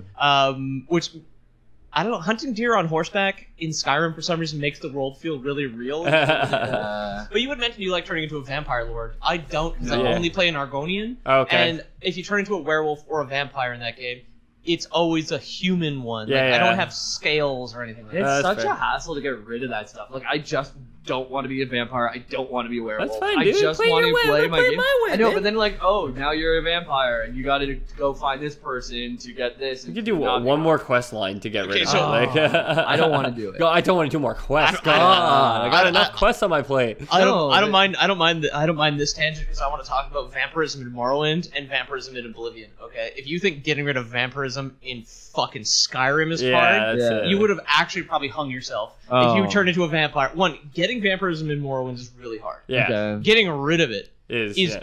essentially impossible. Yeah. It's unbelievable. I got turned into a vampire. My first playthrough in Oblivion, like before, Oblivion is a game that taught me how to use WASD. Okay. Okay. So like this is how inexperienced of a gamer I was when I played Oblivion 11 years ago. Yeah, right? yeah. Oblivion, I got turned into a vampire. I didn't notice because you get that like polytropic hemophilia, Yeah. and after 3 nights you turn into a fucking vampire. Yeah, exactly. Also, so the debuff for being outside in the day in Skyrim is not. Okay. Yeah. The sun will burn you to death in Morrowind Oh, and and in Oblivion. That's so annoying. You have like a dots debuff in the sunlight. You will burn to Yeah. death. No one will talk to you. You can only exist at night, and then you have to find the vampires so you have people to talk to. Yeah. Then you have to go on a quest that requires minimum 5 black soul gems, which are like super Yeah. high tier soul gem loot because of the only soul gems that can hold a human soul. Yeah. And you also need a blood sample from every race in the game. Oh my god. Yeah, and then you can get rid of your vampirism in Oblivion. And you better hope you don't get hemoglobo whatever You again. can't be a vampire twice. Okay, good. Yeah. Just like you can't, like I like they kept that. Just in like Skyrim, chickenpox. you can't be a vampire twice. Yeah. Once you get rid of it, it's gone forever. Alright. But like the Skyrim, but the buffs in Oblivion and Morrowind were incredible Yeah. to be a vampire. Calamine lotion help with vampirism as well? Yeah, Must, right? Yeah. Call my lotion Yeah. helps with everything. basically. Okay. It's like Windex in My Big Fat Greek Wedding and My Big Fat Greek Wedding 2. What? Those movies. You got married? No, Okay. my mom didn't watch those movies for a long time because she had a Big Fat Greek Wedding. Like because obviously the woman who made those movies is Greek. Yeah, They're like presumably. disturbingly accurate. Yeah. It's very weird. That's it. A lot of people are married for almost half their life. 8:42 in the morning, Barney Calhoun starts his tram ride from his dorm. He goes down to find Sector C because he's got his blue shift, right? He's a cop. Yeah. He's a security boy. Security boys. And then after his HEV suit training, Gordon starts his tram ride from the level 3 dormitories to the Black Mesa facility. Okay. He's 30 minutes late. Okay. I don't know why they specify this. It's just like some lines of dialogue. Yeah. And like the security guard who unlocked it was like, "Morning, Mr. Freeman. Looks like you're running late today." Maybe if he'd been there, he could have prevented whatever happened. No, you couldn't have prevented whatever happened. I don't know. I don't know what's going on. So No, because the crystal itself is at. Well, you'll see. yeah, that's it. Around 9 because he said the o'clock. crystal, and I was like, "What Yeah. crystal is he talking Gordon's about?" So, Gina Cross and Colette Green Yeah. are the people who are managing this crystal. This crystal is from an alien world called Zen, which is discovered off-screen, and this has been being experimented on the entire time. Okay. Interesting. And they are studying the resonance of this thing. So, Okay. all matter resonates at a certain frequency. Yeah. And if you make it resonate at a higher frequency, some forms of matter can tear holes through dimensions, which is how they discovered Zen, Okay. which is also known as the border world. That's like when you sing really loud a high-pitched note and you break a wine glass, right? It's the same science The there? wine glass being time and space? Yeah, exactly. Yeah, Exactly. Yeah, exactly. Yeah. It's like the wine glass in your hand doesn't actually shatter. What happens is all of its parts scatter throughout Yeah, time. exactly. Just And momentarily you may end up stepping on a displaced. piece of broken glass 30 years from now because it Yeah. just materializes. It materializes Oh. underneath your foot, yeah. Yeah, I guess like You're to lucky if complete it materializes underneath your foot because it could materialize inside your heart. And that's pretty much game over. Yeah, but wouldn't it be more like one glass breaks whenever you sing, but a glass somewhere very far away in a different time reassembles Because in that spot rather than that's the broken dark glass dimension. They shattered? just have a bunch of intact wine glasses. Yeah. No. No. No. Yeah. What am I gonna do? So Colette Green and Gina Cross supply Gordon with what's called sample GG3883. And that's a sample of the crystal. That is a sample from the Zen crystal. Okay. Yeah, exactly. Which is supplied to the Black Mesa facility. Okay, so Eli Vance is the leader of the Resistance. He's Alex Vance's father in the second game. Okay. Who is retconned into Half-Life 1, because the only named character in Half-Life 1 is Gordon Freeman. Yeah. He is retconned really? in as when you get out of... So basically, putting the crystal in what's called an anti-mass spectrometer to study its resonance. Okay. This crystal is a bit too volatile for the anti-mass spectrometer, and causes what's called a resonance cascade. Okay. Because when it starts vibrating at such an unstable rate, it actually tears the world open, and it starts pulling in alien monsters from Zen. Oh no! Which is the border world. Exactly. Well, that doesn't sound like a good thing. It's like the conjunction of the spheres from The Witcher. Yeah, it sounds like a lot yeah, like that, like yeah. Zen and Earth now kind of collapse into each other, and and animals are constantly. There's wine glasses everywhere. Wine glasses everywhere. Nobody can find any cheese to go with it. Yeah. There's not a corkscrew in sight. Yeah. There's So not enough wine to fill all these glasses. That's it. You can't even put them in our cupboards. There's no room. It's Yeah. absurd. And like as Northern Italians, I just hit my mic. I don't know if that's going to come up. As Northern Italians, I mean, this whole fucking thing is just an absolute catastrophe. No, it really right? is. Like I can think. You would think if anyone would be prepared to deal with this, it would be us. And I mean, I don't know we what weren't. we're gonna do. I We've got all 10 of our children out there stomping grapes, and we just cannot get this full. I know Stomping right now. grapes, yeah. Well, I mean, it's good that we can get them out of the fucking house so we can record because the noise is just insane. Yeah. Which is good. Do you see your children laughing in the background? You know, It's very annoying. No one wants to Gazpacho, hear my that. oldest, Nobody would wants be to like, hear you know, that. teasing his sister. That's it. I don't want anyone to laugh during this podcast. No, certainly not. You keep your fucking mouth shut. This is not a place to feel good about it. Because Half-Life is serious, so I'm not talking about portal. Serious stuff. Okay, so we got a portal to Resonance Zen. Cascade. We have a portal to Gordon Zen. is accidentally teleported to Zen a Oh, he couple goes of times. to Zen. A couple of times. Oh, wow. At the end of the game, he actually goes back to Zen. Okay. Wow. But you'll understand why. So after this, the Resonance Cascade, Gordon wakes up in the anti-mass spectrometer room, and then everything is kind of fucked. Okay. Yeah. After you get out of the room, you encounter two scientists. So there's a guy who looks like Einstein. So the character models for Half-Life 1, there was 3 scientist models. There was guy with glasses, black guy, and guy who looked like Einstein. The guy who sends you upstairs Look like Einstein. No, it's the black dude. Dang. The black dude who sends you upstairs to get help was retconned in As Eli. Half-Life 2 as Eli Vance. Exactly. Because Alex Vance is the girl in Half-Life 2? Alex Vance is his daughter, yes. Yeah. She was a baby living in the Black I Mesa remember that. dormitories. I Eli remember. Vance being the scientist that you run in Half-Life 2. You go into his lab, and He's the guy who's missing a leg, yeah. Yeah. Oh, Yeah. He's a I didn't know he was pirate? missing a What? leg. Yeah. I Yeah, didn't he's realize got like pirates in to Half-Life. like an old callback. He's got one of those like crescent blade things. Half-Life, Oh. they should have called it Half-Leg, am I right? Yeah, well, that's Half-Life 2. But And then So he sends you upstairs. he sends you up to get help. Exactly. Okay. He's the one who opens the door because like you need to like get the help of scientists hither and thither Okay, yeah. to open like retinal scanners for you. Okay. And the AI in Half-Life is not good, so it's a fucking bitch. It's the worst.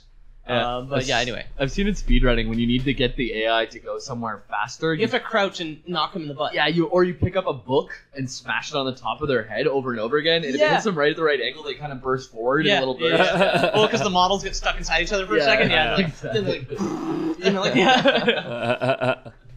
But yeah, so Eli Vance sends you upstairs to get help after the Resonance Cascade. Gordon Freeman, Barney Calhoun, Dr. Green, Dr. Cross all have to fight their way through the facility. Okay. However, to some of them, a man in a blue suit is visible in kind of like odd places. And this is the G-Man? This is the G-Man. Super mysterious. Is he wearing sunglasses? I feel like he is. No, he's not. Okay. That's Duke Nukem, but you could probably...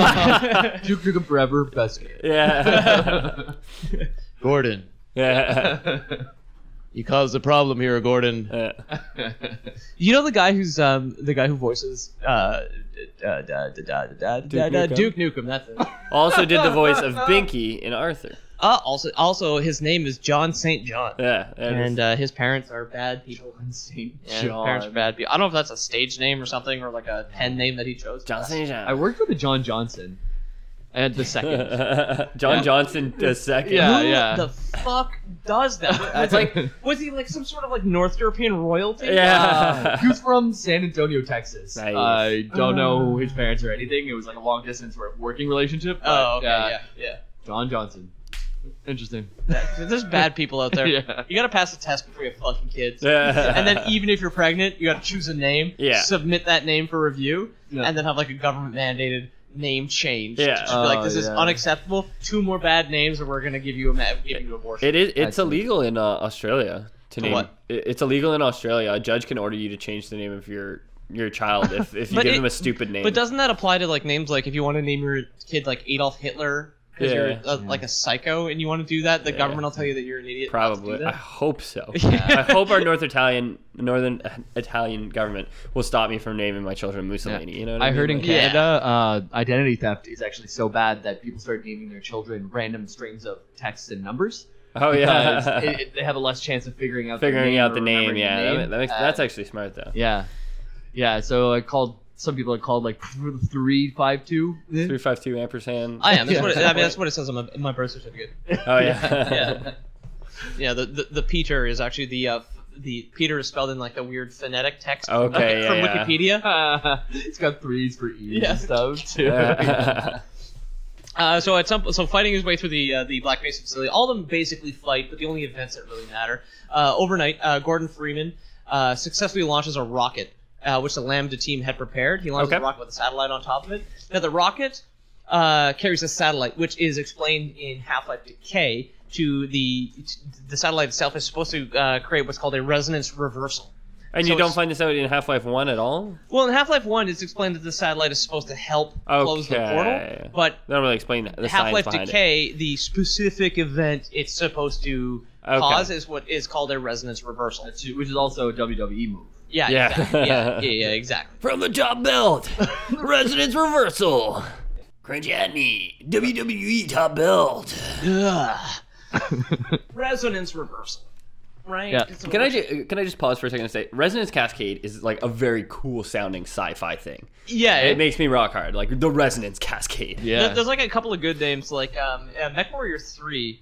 The mission you're carrying out is called Operation Damocles. Oh yeah. And like the giant drops, if you guys come in on, they get shot down out of the sky over Tranquility, which is the planet you have to fight on. Yeah. It's called the Black Hammer. Nice. And I'm just like, oh, dude, That's fucking metal. Yeah. I would do a MechWarrior episode if it didn't have lore dating back to a tabletop game from the 80s. We would be here for weeks. We'll do it. Yeah. We'll do mini Resonance series. Cascade sounds so cool because it like casts resonance. It's like resonance in music. It's like when you hit a certain tone, right? Yeah. Like if you're going at a certain speed, your car windows will vibrate. Yeah, but it gives you like a domino thing. Yeah. Of just like dimensional failure. exactly Yeah. like the power overwhelming until something splits. And then So- resonance reversal is like a very much a cop out and pretty boring name for a Ugh. thing. Well, I mean, it makes sense from, You gotta a, go back. from Yeah, a yeah. science thing, right? They're just like, oh, fuck, we gotta, if we make it vibrate in the other direction. yeah, that's it. Wait a second. Vibrate it, but backwards. GG3883 is vibrating from right to left. If we got it going left to right, Left- we could probably solve Yeah. this issue. Left to right. Nobody's do ever it. tried that before. Let's do it, Colette. And then they're just like, Colette, you son of a bitch. Yeah. Anyway, this is overnight, so now we move into May 17th after the resonance reversal. So the satellite's in orbit. It's in orbit, and it goes off, and it doesn't do anything. Good. So people in the Lambda complex realize, wait a second, if our resonance reversal didn't work, something must be holding the portal to Earth Open. from Zen open from the other side. Oh, so that's why Gordon's got to go over. That's why Gordon's got to go to Zen. So like, hey, Cool. you, Smarty Pants, Doctor Boy, Yeah. step in the portal. Yeah. Hey, listen, man. Here's a jetpack and a gun that shoots a hose of lightning. So just you go get it done. Get it did, dude. Go bust some ghosts. Yeah, exactly. Let's put space ghosts. Yeah. They need some busting. They need some fucking- me feel good. Oh my God.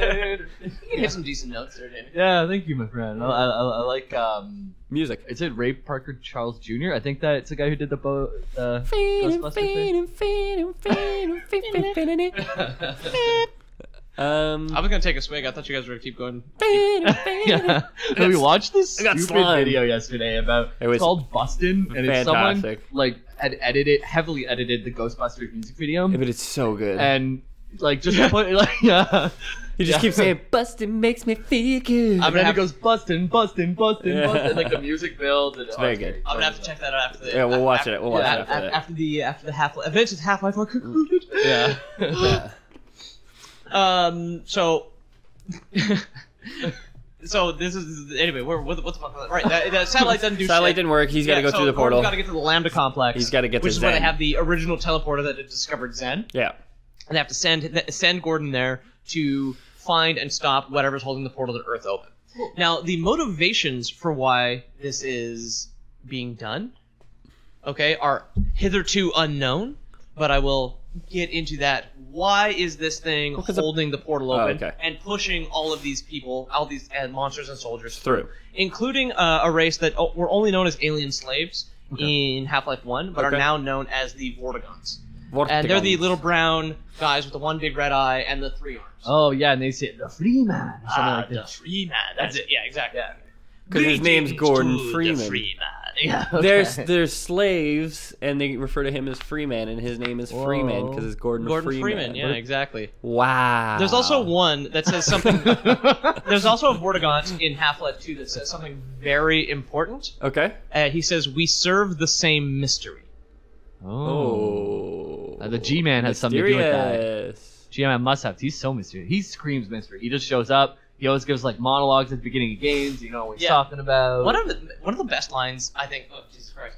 Yeah. Sorry, the bug just flew in my nose. Yeah. Shouldn't have left those windows open. Yeah, well, had to cool it off a bit. Yeah.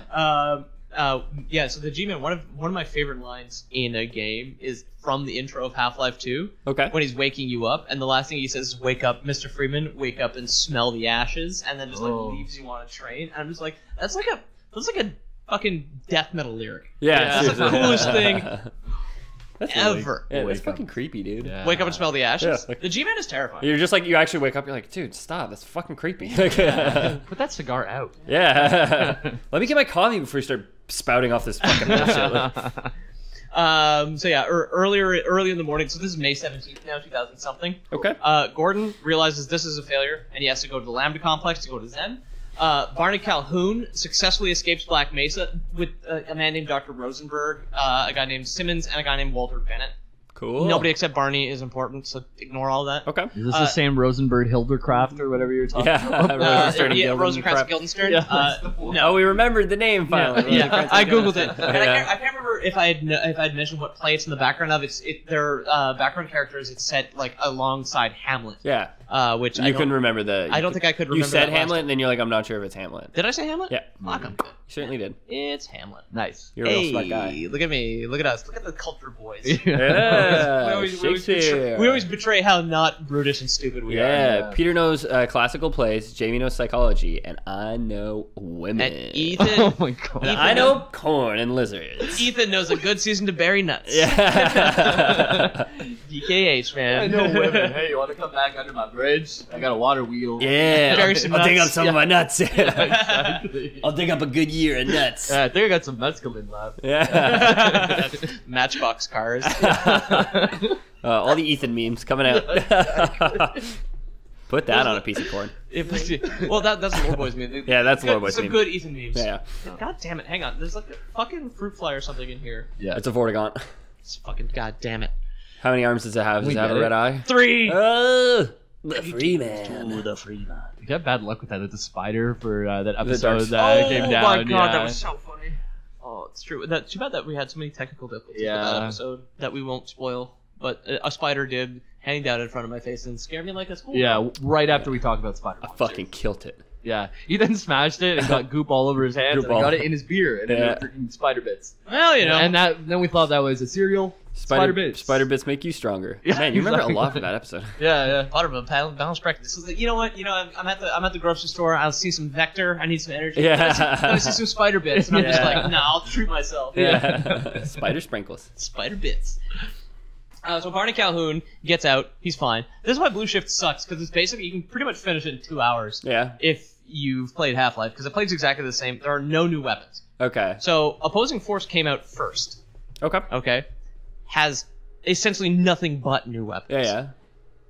Blue Shift comes out, has nothing but old weapons, minus some other good weapons. Like, you never get the glue-on gun, which is the lightning hose. Okay. You never get the Tau cannon, which is like the orange one. Do you get the gravity gun? Bunny hop. There's no gravity gun in the first Half-Life. In the first Half-Life. No. Also, what is it? Adrian Shepard gets a combat knife and a wrench. Okay. Whereas, I haven't mentioned it up until this point. I don't know why the crowbar is so iconic I know it as iconic. It's the first weapon you get in Half-Life. It's used to open the orange box. Yeah, Exactly. It's the second weapon you get in Blue Is Shift. it what he uses to... He's a security guard. He gets a gun first. Does he use it to pry close the portal to the other side? Yeah, exactly. He gets a pry bar. Okay. A pry bar. He's a dumb horse. What?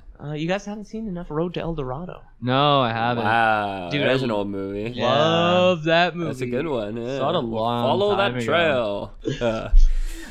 So Half-Life Decay, like I said, I haven't played. After successfully orchestrating the resonance reversal, well, successfully by which I mean they failed. Yeah. Dr. Colette They did Green what they set out to do. and It just Dr. didn't Gina work. Cross, as well as Dr. Keller, their boss, just disappear. Their fates are currently unknown. They're never heard from again. Oh, weird. Canonically speaking, I can guarantee they're dead. Okay. Guarantee? All three of them. A little boy's Because guarantee. on May 17th, so the following day, Adrian Shepard rolls in. Okay. So opposing force starts kind of in medias res of Half-Life 1 and then continues beyond the end of it. Okay. So Adrian Shepard is at Black Mesa after Gordon has already defeated the last boss, who is Both. Who was defeated a the moth. last boss, which is a giant alien monster known as the Neolanth. Okay. And the Neolanth is what's holding the portal open from the other side. And why? It's trying to escape. It has a Oh. huge scar down its chest, Whoa. and it has a bunch of mechanical shit plugged into it. Okay. The Neolanth is trying to escape what's known as the European Union. Those EU bastards. The Universal Union, excuse me, who henceforth will be referred to as the Combine. Yeah. The Combine Empire had at some point captured and done heavy experiments on the Neolanth, and it wasn't about that. So as soon as the portal to Earth was opened, it was like, I got my way out. I'm out of here. Everybody, kids, get in the car. We're leaving. Yeah. Everybody. Yeah, I'm unclear on what a combine, like, in terms of the dictionary. Like, what is a combine directly? I know there's, like... It means take two things and put them together. Well, no, not combine. The way it's pronounced, the pronounced combine, Yeah. Which is the combine thing that thresher harvests corn. is farm equipment. It's that huge truck it's a big green and yellow truck with the rotating things on it, scoops up wheat and Is it corn. like a football camp and stuff? They go to the combine, and then they do, yeah. like, different, like, What? athletic things. The They have to, NFL like, run combine. through hoops. Sure. Yeah. It's where before draft you take all like the potential players that you would draft, and And you they, make them they just run. compete in like the 40-yard dash and like how high you can jump, and Yeah. it's a show-off day for them. I thought the combine might have some sort of, like, hidden double meaning for these guys, but... Well, because I like it, like the farm equipment. It literally like it cuts down wheat and then scoops it all up and assimilates it. So. Yeah. Okay. Assimilating. Yeah. Because we'll learn more about the Combine, because this was retconned in. The Neolanth was a escaped prisoner of the Combine. It sounds a lot like a Capcom game where just everything is retconned in. It's like, Well, yeah, a lot of it was. Oh, speaking of Capcom, forgot to say I played through all of its beginning story missions for Street Fighter V. Street Fighter, yeah. Oh, yeah, I And was it's going really- through your Strudel like Fighter. pile of games. Yeah, the Street Fighter V. I just downloaded the DLC is actually a separate part from the game. The general story. So I started the a game. DLC. Yeah, and I wanted to Is play it the free? story. Yeah. It's Yeah, free. it's free. It's just Oh, like I 8 couldn't- gigs or whatever. So if you didn't want to put it yeah, on. that's fine. Because most people want it for the multiplayer. I couldn't figure out why I couldn't access it. I thought I was gonna have to pay something extra. Luckily, it's free. I just had to download it, so I'm probably gonna play it throughout the week. This is pretty fun. Bad at games, but my friend at work, Namdi, who's on the cast, says he can sit me down in 15 to 30 minutes and not only make the game more fun, but teach me the ins and outs. And bestow some of his power on you. Exactly. Yeah. Nice. Yeah. Do some ladder eventually. Again, another shout out. Like, big thanks to Nambi for Yeah, for I don't know. hosting. I don't know how you helping would. with that cast. I don't know how you'd be able to play in the same room as him because I can't take my eyes off him. Whenever Yeah, he's no, in he's the room, beautiful. you know what I mean? He glistens in the sun. He does. Yeah. He does glisten. He's like a marble statue made flesh. Yeah. Yeah. Or was I? I'm sorry. I got so. I'm sorry. I lost my train of thought. Yeah. Anyway, May 17th, Adrian Shepard is sent in with the rest of the military because they're just like, whoa, space aliens, no witnesses. That's it, yeah. Is the American take on this one. Yeah. So the American military is sent in on V-22 Ospreys, which are those airplanes from this gray airplanes from the Transformers movies where they have the props that go forwards but rotate up so they can land. Okay, I know what you mean. Called an Osprey. Okay. I used to have a model of one. Oh, Okay. that's very I haven't cool. seen. I don't remember that from the movies, anyways. But I know what you're talking about. That's Yeah, cool. you know what an osprey looks like. Yeah. Like plane wise, it's a seaplane basically. It's a bird. It takes up directly from a ship and then like rotates forward and it flies. It's a big bird. It lives in the ocean. It's also it's also a sea falcon. Yeah, it lives Ooh. underwater. Yeah, sea raptor. That's not true. They don't live Raptor. but it course. is a sea raptor. Yeah, it lives underwater. No, it doesn't. Why would they call it a sea raptor if it didn't live in the sea, Peter? Eats fish. I think I've seen enough BBC to know. Okay. Yeah, I bet you've seen a lot of BBC, Peter. Yeah. Yeah. Big, Funny story. Big yeah. black chicks. Ethan and I work together, and there's a guy who instead of It's my boss's BCCing boss's boss. Yeah, he's like really high up in the company, and he's instead of BCCing something with before carbon copy, where you just like send the email over. I never he- knew what CC stand for. Thank you. Carbon Yeah, copy. yeah, and now he. Fuck. It refers to ye old days when people actually made like real copies of letters. Yeah. You could take a carbon copy. So he sends out BBC for like everyone to see, kind of thing. yeah, he'll so, always write BBC. So British Broadcasting Community or company, whatever the fuck it is, or Corporation. committee. is it something else? BBC. You guys can feel free to look it up, but make sure. Big British company. Tweet some BBC to Ethan. Oh yeah. Big black chalkboard. Oh yeah, crunch Yeah, at me. yeah. Big black crunch at me. Do a big black crunch at me. That's so good before branding. carbon copy. That's what it is. Before carbon copy. Yeah. Okay, cool. And then CC is carbon copy. That Carbon makes a lot of copy, sense. yeah. Because I still get like when I do extra work, I still get a carbon copy of my receipt, Yeah. which is I always called it a graphite copy, like an idiot. No one ever fucking corrected me. Graphite is carbon. Oh really? Yeah, graphite's just carbon. that's Graphite why. 'Cause is I always call carbon 4, right? C4 is graphite, which is what's in the Something like that. Because Yeah. I always call it the graphite paper, which is the one where you have like the white sheet, then the green and the pink. Yeah. And then they all write through each other. That's it. No. Oh, okay. Okay. Graphite so is carbon. Yeah. okay. Okay. I mean, I thought I was an idiot. No. This I thought is- I was uncultured swine. No, Yeah. you probably just sound pretentious to everyone. Like, oh, why can't you just call it carbon? Like, you call it graphite. Why can't you just call it a CC? Yeah. that's The military is sent in to kill everybody. Oh, well, the aliens. Presumably not the people. Oh, no, they're killing Everybody. the witnesses. So that's what you're saying. Everything. No Yeah. witnesses. Okay. Do they kill themselves at the end? No. Pussies. Yeah, I know. I was taking a drink when you said that. and choked on it. Yeah, no. The concept of no witnesses for the military is ridiculous. Yeah. Go into this laboratory and kill every fucking nerd you see, and on your way out, be sure to kill yourself. Yeah, Well, that's how you beat the game in your Autonoma, right? No witnesses. Yeah. You're automata. Yeah, Yeah, exactly. Uninstall your OS chip and die. Exactly, yeah. So Adrian Shepard is one of these people. They're shot out of the sky by alien warships. Ha. So the military is sent in to kill everything that moves. Shepard is part of the team that is sent in, and he ends up encountering these new aliens known as Race X, who are not ever seen again. Okay. But they are a species. They're the first species beyond the Neolanth and the alien slaves, Okay. who are trying to take advantage of Earth and its newfound teleportation vulnerability. Okay. Like, because we tore open the dimensions to other universes, and basically everything is just like, oh fuck, we're on our way. Yeah, shit. We're coming. We just got to get the hell out of our own house because like everybody else's space house is on space on fire. fire, yeah. Right? So they're It all would trying be, to get out. Race X, they're more bug-like than anything, but they're pretty neat. Race X is that movie where they get all the prisoners to go on the race and they can kill each other through the race. Whoever Yeah. wins gets to leave the prison, right? Yeah. Is it? No, it's Death Race. Oh, that's it. You got it. You got it. Okay. Okay. Is that with Jason Statham in it or Yeah. something? The remake is. Yeah. Jason Statham? There's an original. I'm pretty There's an sure. original. There's oh, no it G must have- Death Race? Yeah, I'm pretty sure. The original Oh, does it probably have cool. Steve McQueen or like I James think it's Dean in yeah. it? I think it's one of those. Those guys are so Man, handsome. can remember old that. old movies with car chases and car stunts are so fucking cool because they actually did the stunts. It's not like CGI I know, yeah, or all dude. set up. I saw one of the stupidest fucking James Bond moments I've ever seen was he was like driving the front part of a semi, like the truck bit, not the trailer. Yeah. And there was like a burning wreck in the road, and he's fucking driving out. He's like, and then it's just like the music's like building up, and then you know like what a semi truck looks like, right? It's like Yeah. 2 wheels up front, and then what is it like 2, 4, 6, 8 in the back? Yeah. But you know it's like a rigid part. Okay. He like whatever just like pulls back or something. It's like ba-ba-da-da-da-da, and it just like folds in half and manages to wheelie the cab of a semi through a burning wreck. Jesus. It's like, what the fuck? What the fuck just happened? It's like in what context would you ever even learn how to do that? Even if it was possible. I know, Like, just because the engine's up front, you Yeah. can't do a wheelie Yeah. in a front-wheel drive vehicle. Especially not one that's like built on a rigid frame. Yeah. Oh.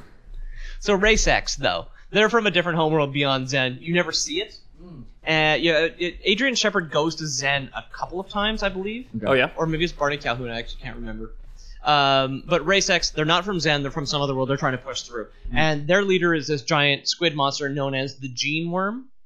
The Gene Worm. Gene, yeah, G-E-N-E. Like a very nerdy name, or Gene what in your DNAs? Like the Dinas. In The your Dinas. Like the Okay. Dinas. Yeah. Deoxyribonucleic acid? Yeah, exactly. Oh, yeah. Yeah. That's it. Okay, So the now I Gene get Worm it. is pushing itself through this portal, and it's trying to. And now Adrian Shepard is privileged enough to see the G-Man hither and thither. He's the reason he's there. So basically, He's the reason the G-Man's there? no, the G-Man is the reason Adrian is there.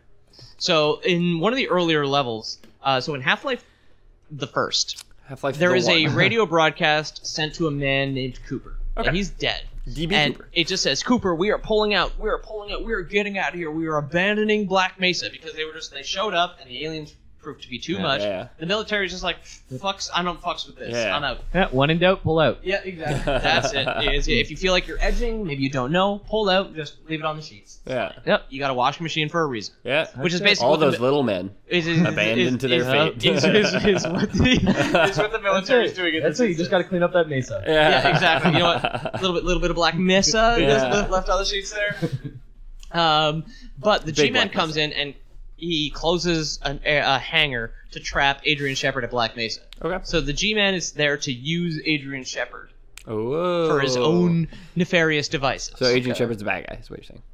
No, Adrian Shepard's not. Well, I mean, he technically is because he's part of the military, so he's sent there to kill people. Yeah. But he ends up trapped at Black Mesa. Okay. And he's there to stop Race X. Yeah. And eventually, he fights his way through the Black Mesa facility. Okay. He ends up fighting the Gene Worm and stopping it. So it was trying to good push for you. itself through a portal, Okay. but he does end up stopping it. He kills it. Race X is never heard from again. Okay. The G-Man then plucks Adrian Shepard out of Black Mesa and leaves him on a tram cart somewhere outside of time. And he is never heard from again. Well, that's Midnight unfortunate. train going anywhere. The G-Man was just like, I'm just going to leave you someplace that doesn't exist and or possibly that exists at all times, possibly has Yeah. never existed, possibly never will. The G-Man just leaves him there. He's still super where's the mysterious, bathroom? right? We don't know anything about G-Man still? Nope, Like, we okay. don't know anything about G-Man. We don't know his origins. No. Okay, cool. We don't. Well, as far as I understand, when you're trapped between time for you doesn't pass.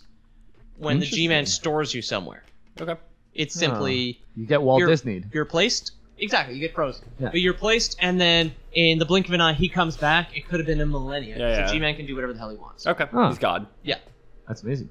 He's working. God-man. He's working for somebody. Whoa. Well, G-Man stands for Government Man, which is just slang. So he was never actually given a name, but his character model file is like gman.txt or whatever the fuck it is. Yeah. Oh. It's obviously not a text file, but that's the example. .xml. Yeah. Well, it's the same way that we figured out the name of the player character in Portal.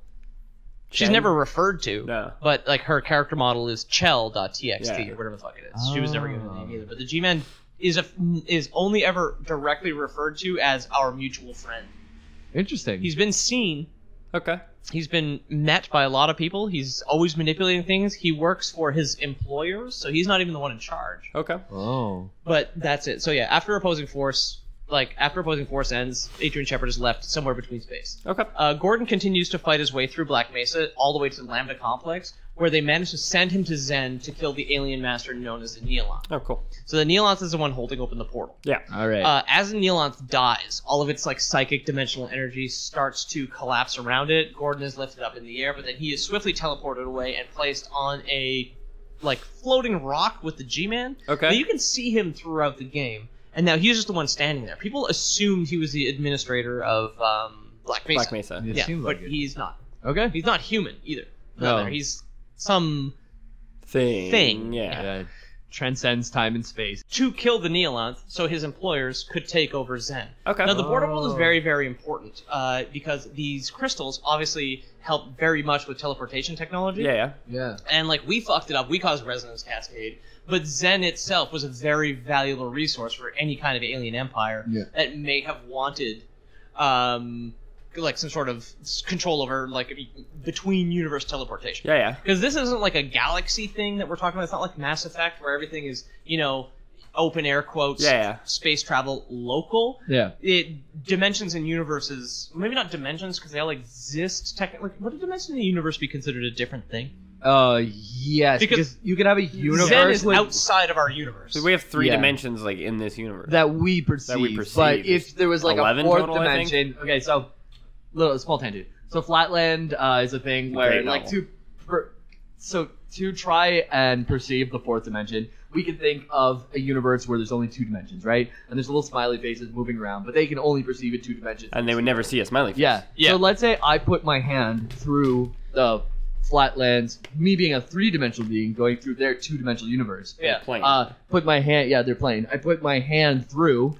If I put my hand with my fingers pointing down, at first they would see 4 circles appear, and then they would see my hand like kind of the shape of my hand being like a cross sectional all the way down, right? Okay. So they wouldn't be able to comprehend my 3rd dimension, but they would have an experience still. So if that was what was happening, basically, then we can kind of picture that. If a 4th dimensional being came to our universe, it would still appear three-dimensional, okay. But the 4th dimension would be something we could never hope to possibly understand. Okay. That's it. We would only be able to receive the 3rd dimensional form of it, basically. Yeah, exactly. And which might not even show up to us. Yeah, if it's 4th dimensional. So we don't know. But is your mic on, Ethan? My mic is on, yes. Okay, sorry. Yeah, that's. I was watching this. Yeah, I that's had all to mute to it for a say. second, but yeah. That's all to say that there are multiple dimensions in any given universe that we can theorize. So in that instance, Zen exists outside of our universe in that instance because it's still 3D. It's not outside of our dimension. It's not outside of comprehension. Yeah. And none of the universes in Half-Life are ever explained to be that way. Okay. It's only that it's a different universe. Yeah. Like they're the same rules basically, but very far away. The Combine themselves, the antagonists from Half-Life 2, are from a different universe as well. Like they can tunnel through, but they're still 3-dimensional creatures who are fine on Earth and every other realm. There are no other dimensions in Half-Life, I guess, because as we'll get into, the Combine military force is made up of several accumulated alien species that have all been enslaved in some way. Okay. But they're all 3-dimensional animals that either walk or fly in 3 different directions. And just VPN their way over here. Basically, Gotcha. The G-Man says he's got some offers for your services as Gordon from his employers, and they're very, very pleased, and they want to offer him a job. So at the end of Half-Life 1, you get a choice. Okay. We don't really. There's a canonical ending and there's a non-canon ending. Cool. The choice where you accept his services and after teleporting you onto a train going through space, you simply wait and he just says thank you and he leaves you there, and then you get this little text message: Gordon Freeman, age 27, status hired. Okay. Who knows who hired you? The G-Man is simply working for someone. He's just space HR. Okay. And that's non-canon? No, that's the canon ending. The non-canon ending is he opens the door, there's a portal there, he's just like, if you don't want to work for me, I can offer you a fight that you couldn't possibly walk away from.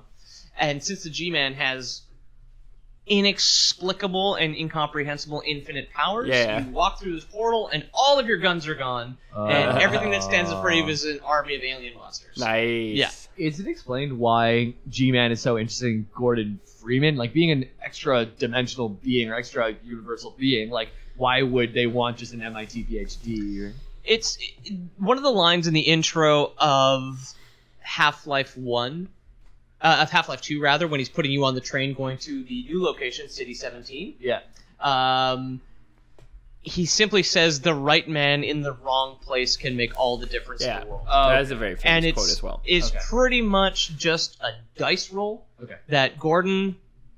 right man, wrong place, and the G-Man took notice. But the G-Man was setting this thing up from the whole time. We find out in Half-Life 2 Episode 2, the G-Man actually brought the sample that caused resonance cascade to Black Mesa and gave it to Eli Vance. Okay. Oh. Like, the G-Man's been in charge of this thing the whole time. Like, his employers wanted Zen, and they knew how they were going to get it, so they went to the specific time and place in the multiverse where they could...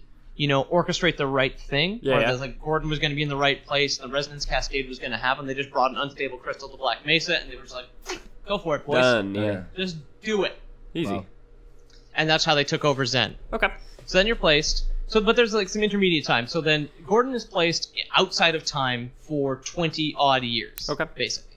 After this, when the Neolath dies, Gordon is teleported away, and then after that, like Adrian Shepard kills a gene worm sometime after. Okay. Yeah. Now, the Neolath wasn't the only thing that existed outside our universe that noticed the resonance cascade. But then there was the Combine, the Universal Union, the European Union. Yeah. And they were just like, England, you gotta play ball. Okay, they're chum. And how did England feel? Were they ambivalent about it? England was just like, well, come at me, bruv. Yeah. Not the Navy. Come at me, you governor. fucking what, mate? Yeah. Ooh, fucking what, mate? Ooh, fucking what, mate? And what, mate? Yeah, Half-Life was Brexit before Brexit. Oh, cool. Amazing. Very cool. Yeah. But eventually we come to know the Universal Union as the Combine, due to their habit of appropriating the dominant species of any given world and then absorbing them into their Combining. army. Yeah. The Combine themselves, which you do get to see, the race themselves are known as Combine Advisors. Okay. They're gigantic slugs. Oh, yeah? Like, that's Ew. it. They're these big worms. They look pretty helpless. Okay. They have basically mechanical arms built into them. Yeah. And like a mechanical eye and some sort of kind of breathing apparatus. But otherwise, they don't appear to have eyes. They have no limbs. They're just a big slug. But they do cool. have really, really, really powerful psionic abilities. Yeah, I was going to say, they they're must. very, very strong. That's cool. That's They're probably... very psychic. That might explain why Half-Life 3 never came out, because everyone was so salty about how long it took that the slugs died off and there's no game anymore. That's what kills slugs, you know? You know, when a slug dies to salt, it doesn't just, like, die, it basically turns inside out. That's, like, the worst. I'll never put salt on a slug. Its skin just, like, dissolves. Yeah, just like it just peels away. Oh, yeah? Yeah. Yeah. So the Combine are these, like I was saying, but are the second alien race to notice the catastrophe on Earth, and following what's called portal storms, basically. The portal storms end up stranding more and more alien life on Earth, so like head crabs, and barnacles, which are these things that like hang from the ceiling with a big tongue. Yeah. The head crabs are super iconic. They're the little like kind of turkey-sized dudes. Also known as face lice. huggers. Yeah. Also known as lice. They're not exactly like face huggers because they turn you into a zombie. They don't hatch out of you. Right. But yeah, they're these little alien monsters. They turn you into what's known as a head crab zombie, which they control you directly. That's Ravenholm or whatever. Like, Don't go to Ravenholm. Well, we'll talk about Ravenholm Yeah. in a moment. I assumed we would. But then the Combine managed to push through into our universe. And this is Half-Life 2? This is between Half-Life the 1 and two. 2. This is the setup. This is the 7 Hours War. the pre-sequel. So basically, this isn't in-game. This is only referred to. Okay. So the 7 Hour War occurs when the Combine forces push through into our universe and overwhelm the entire planet In 7 hours. in 7 hours. Wow, they did a good job. Person who signs the surrender Gordon is Freeman. Dr. Wallace Breen, Eli. who was the actual administrator of Black Mesa. Black Mesa, not Exactly. not the G-Man, not the G-Spot, even though we all thought it was the G-Spot. He was the G-Spot. Yeah. Oh, yeah. The G-Spot's very mysterious. We don't really Yeah. know, but Yeah. it controls our Elusive. lives. You know, Nothing. Leaves us in ashes. Yeah. follows us around. Yeah. Leaves me on trains or That's something. it.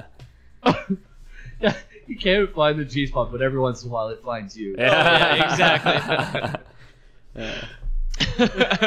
Speaking of the prostate, So the way that the way that the 7 Hour War is apparently supposed to have began is the portals from the Combine homeworld would open up in the sky, and we've all played Half-Life 2, so we know what the Citadel is, right? It's that massive black building in the middle of the city. Mm-hmm. Nope. That's like so I don't tall it remember. goes beyond the clouds. Oh yeah, no, I do. yeah, remember. the Citadel, exactly. It was on the menu screen of the orange box. Exactly. So apparently what happened was portals opened up in the sky over just like random points on Earth, Okay. and the Citadels dropped out of the sky and crashed into the Oh, planet. shit, that's metal as fuck. Which, like, that's why they're all buried in these huge pits. Okay. Like, because the Citadel goes up beyond the clouds, but it also goes down way below the ground. Okay. Because that's where it crashed into a crater. Whoa. Very And then the cool. Combine forces started to spill out. Now, they didn't have any Combine soldiers at this time because they didn't have any humans in their army. Okay. They had to start kidnapping people first.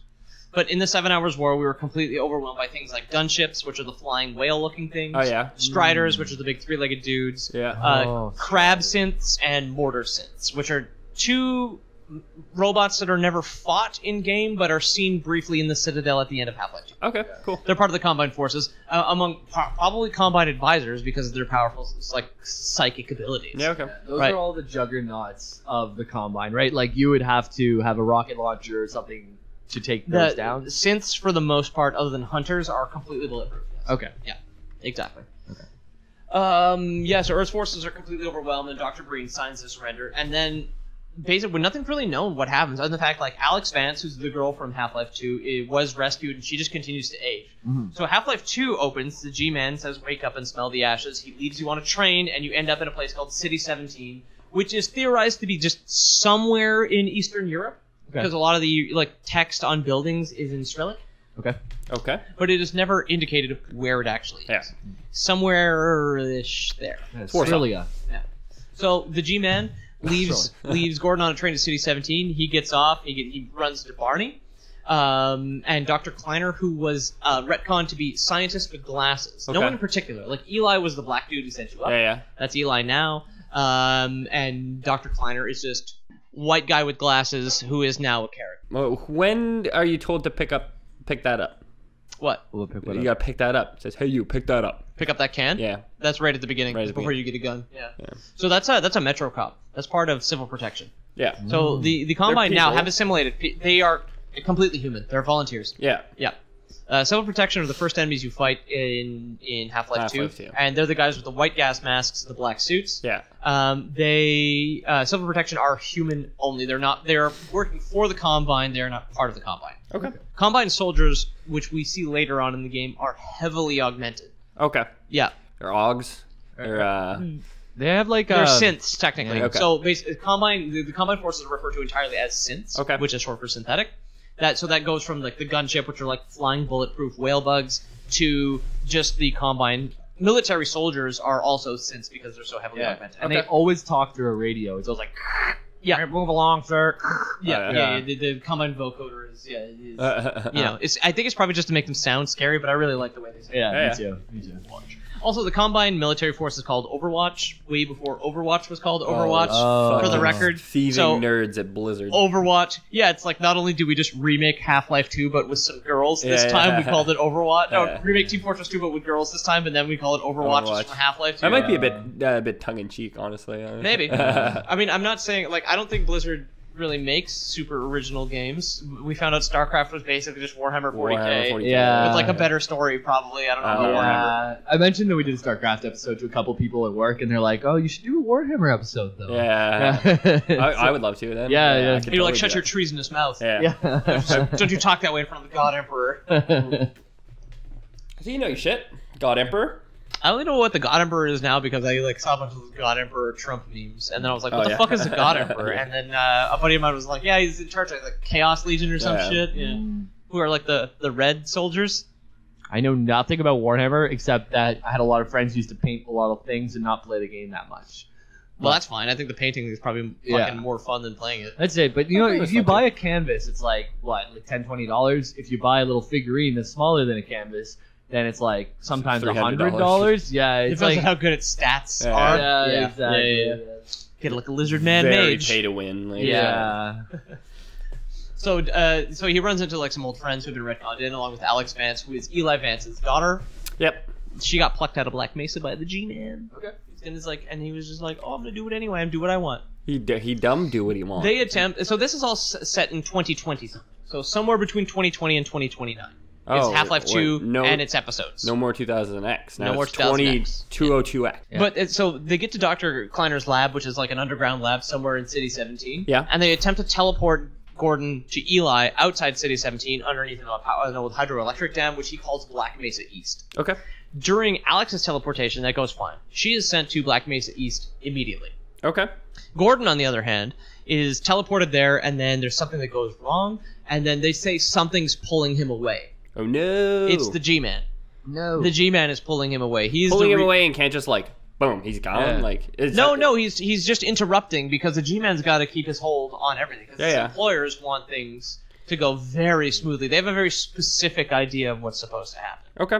They want him to have to go on foot, so he can kind of sow more chaos of the Combine forces. Oh. Because okay. there's multiple levels between a red letter day, which is when they're supposed to teleport you, Okay. to Black Mesa East. There's Root Canal and Water Hazard. Is this when you're along the beach, like No, shooting that- guys in towers and taking out cells or something? No, that's the Highway 17. Okay. No, this is Root Canal and So and the- Water Hazard. The G-Man's employers want him to walk so that there's a game. is what we're saying. The G-Man is just like our customers paid for a game, our customers gets a game. Yeah, that's it. Yeah. It would kind of stink if the Half-Life 2 was just G-Man went and did the thing, and then it was all over. Yeah, I mean, basically, I don't understand. He can never seem to intervene directly, but he has a whole bunch of employees, right? It's a very kind of odd limits to power, despite the fact he can imprison people outside of time forever. That's it. Like, although if there's ever a game with G-Man as a protagonist and you're playing from his perspective, I'm sure like people would eat that up. Well, that's surely going to get made. No, oh yeah, absolutely. Oh, we could have Artifact 2, the G-Man card game. Yeah. Where he points his briefcase at somebody and they just collapse into a diamond. Yeah. They're so dense now.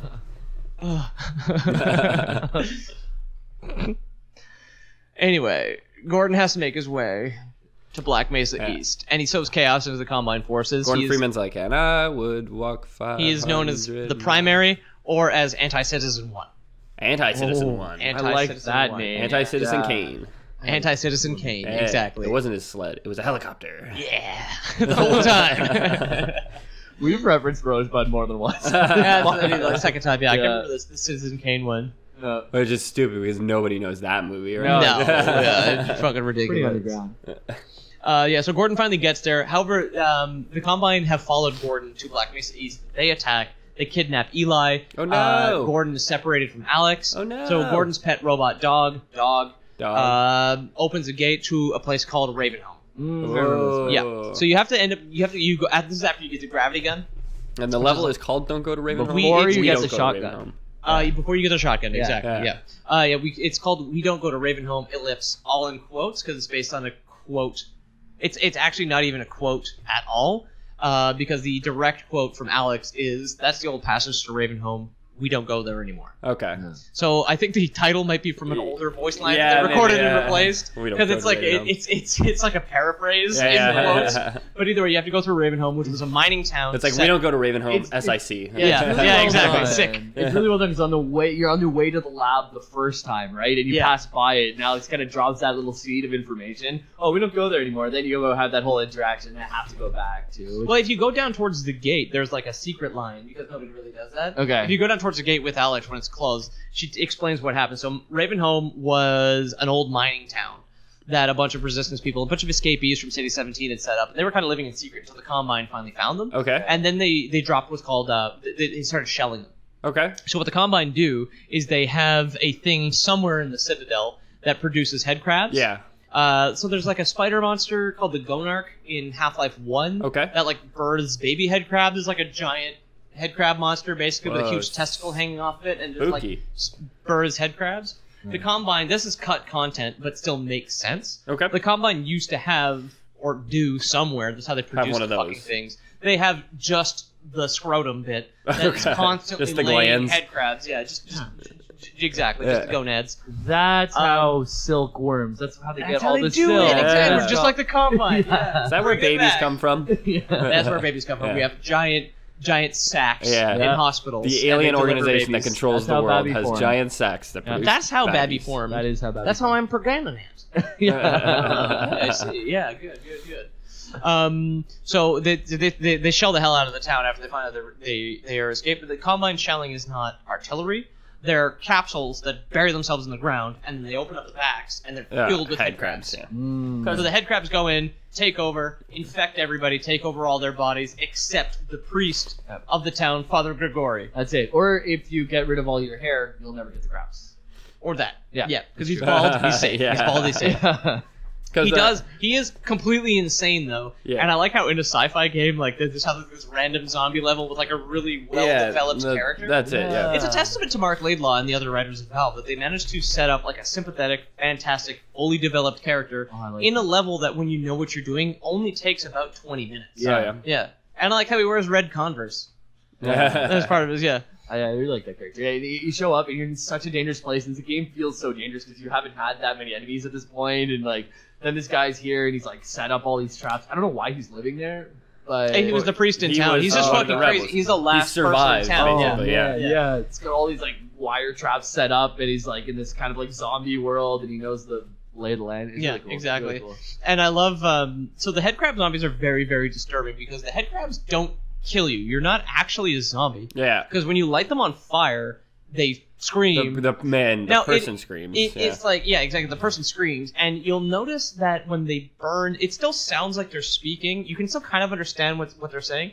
Everything in reverse, however, if you reverse the audio tracks, they beg for death. They pray, they're just like, God, please, God, help me. Oh my God, yeah, like I feel like I'm on fire. That's super interesting. I'll show you guys afterwards some reverse Half-Life audio, but the person that is being controlled by the standard head crab. Okay. There are 3 kinds of head crabs now. It's unknown at present whether they're natural or whether the fast head crab and the poison head crab are modified by the Combine. They're like synths head crabs. Exactly, because their hosts don't speak.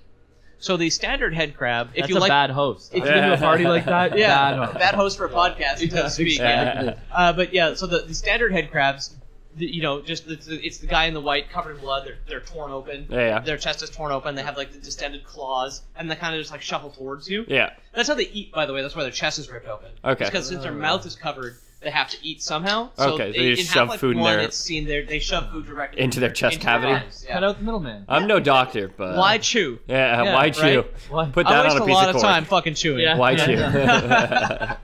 I choose you. Yeah. You choose me. Yeah, that's Simpsons, right? Check this out, Lise. You can pinpoint the exact minute where his heart rips in half. So you end up in Ravenholm. So you go through Ravenholm, you meet Father Gregory, you end up actually getting together, and he helps you get through Ravenholm, which you get onto. You get to a base called Shorepoint, and Shorepoint calls out to NLO, which is New Little Odessa. Wowie. Wowie wowoo. That took a lot out of me. Yeah, I'm tired for Peter's you. deflated now for everyone. But this is Highway 17, because when you get to Shorepoint, you find out Alex calls you on the radio and tells the guy who's in charge of Shorepoint, it's like, listen, okay, my father's been captured and taken to an old prison that's been converted by the Combine. It's called Nova Prospect. Yeah. Nova Prospect is where they make Combine soldiers. Okay. So you can see some Combine soldiers in Nova Prospect where they're very, very pale under their armor. They're very thin. They don't have any organs anymore. Okay. And they have these like plugs in their chest. They have one in their chest that I believe is above their heart, and they have another one that's on like the lower right side of their abdomen. These are all the vampires from Morrowind that couldn't figure out how to get Exactly. Yeah, exactly. So, yeah. There's also graffiti in Half-Life that shows what's inside of a Combine helmet. There's like it's like an evolution graffiti. Okay. There's like a monkey, and you can see its muscle, its bone. There's a human head, its muscle, its bone. Then you can see a Combine soldier, you see its muscle, its bone, and all of the fucking wires. So like a Combine soldier is still a synth. It is a adapted species of Earth. Okay. Right. So the Combine are still assimilating us into their army. Interesting. So Highway 17 is what you were talking about. It's the first time you encounter a gunship. Yeah. The gunships are the flying whales. That you can only take out with rocket launchers. It's because they're bulletproof. Exactly. Yeah. So there's some modified alien species from another world that the Combine had assimilated possibly eons ago and now uses one of their kind of heavier military forces. They're not a replacement for helicopters, but they're an upgrade. Because you do fight helicopters in Half-Life 2. Yeah. The Hunter Chopper. Yeah, basically, That's when you're on the river, right? Near the it's a water hazard. Yeah, it's like near the end of the game you have to fight 2 or 3 at once, I think. You only ever fight 2 max. Okay. You fight 2 at Nova Prospect, which you're going to get Eli. So after Highway 17. Because one of the cool things about Half-Life is they can only be hurt by a rocket launcher, but the rocket launcher in Half-Life 2 has a laser guide, right? And the laser guide allows you to steer the rocket through the air. Yeah. Because the gunships can shoot your rocket down. Oh yeah. So they'll shoot them out of the air. What is really neat, this is one of the things I remember from like my many playthroughs of Half-Life 2. Yeah. The rocket will still damage them. I got really lucky one time because it takes 5 rockets to shoot. Yeah, it's like 5 rockets for a gunship. It's 7 for a Strider, which is the tripedal monsters that we'll talk about in a bit.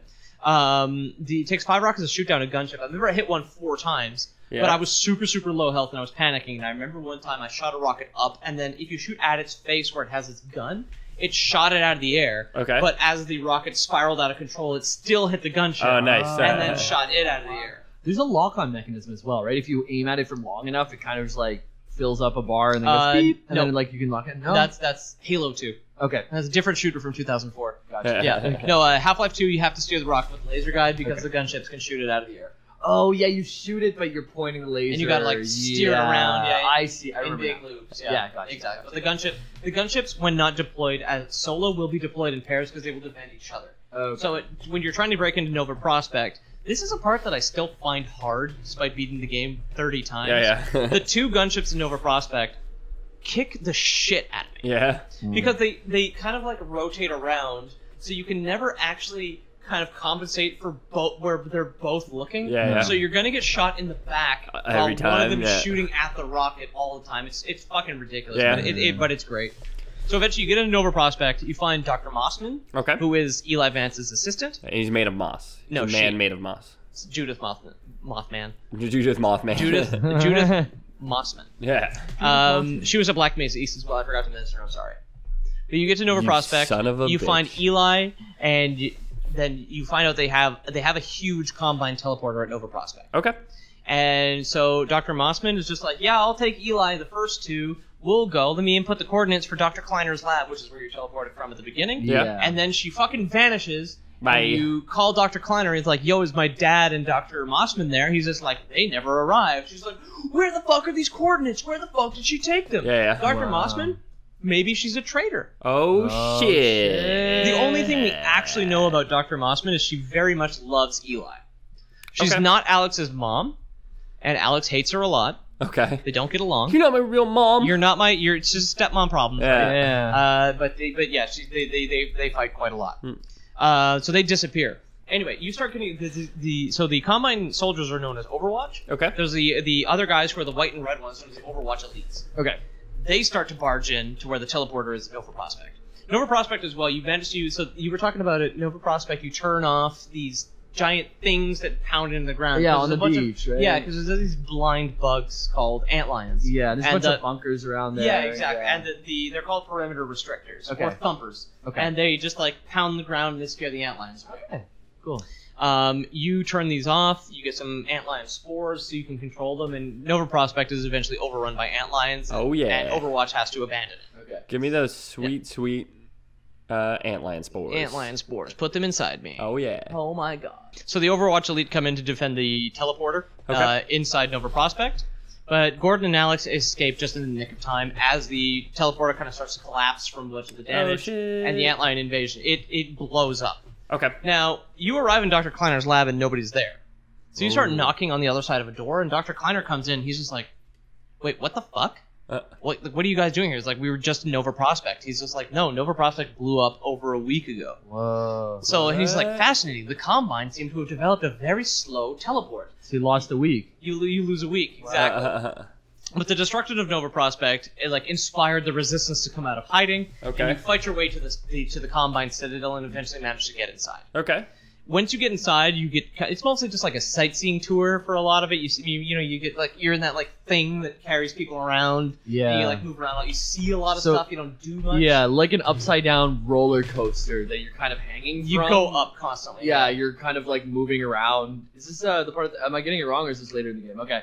Yeah. So you're like kind of like locked into this upside down roller Yeah, coaster. this is in the Citadel. Yeah, and you're exactly slowly right. moving like a factory line, kind of through this exactly, giant yeah. thing. Yeah. You see gunships getting serviced. Yeah. Right. Also, one of the synths that I forgot to mention is like the last resort the Combine have when the Resistance come in. They're called Striders, Okay. and they're the huge three-legged kind of insectoid synths that have what's called a warp cannon on them. Okay. And it's still really a good effect even 13 years later. It's like when they fire the warp cannon, which is like the belly one, Yeah. it like bends light and it can blow up buildings. Oh, cool.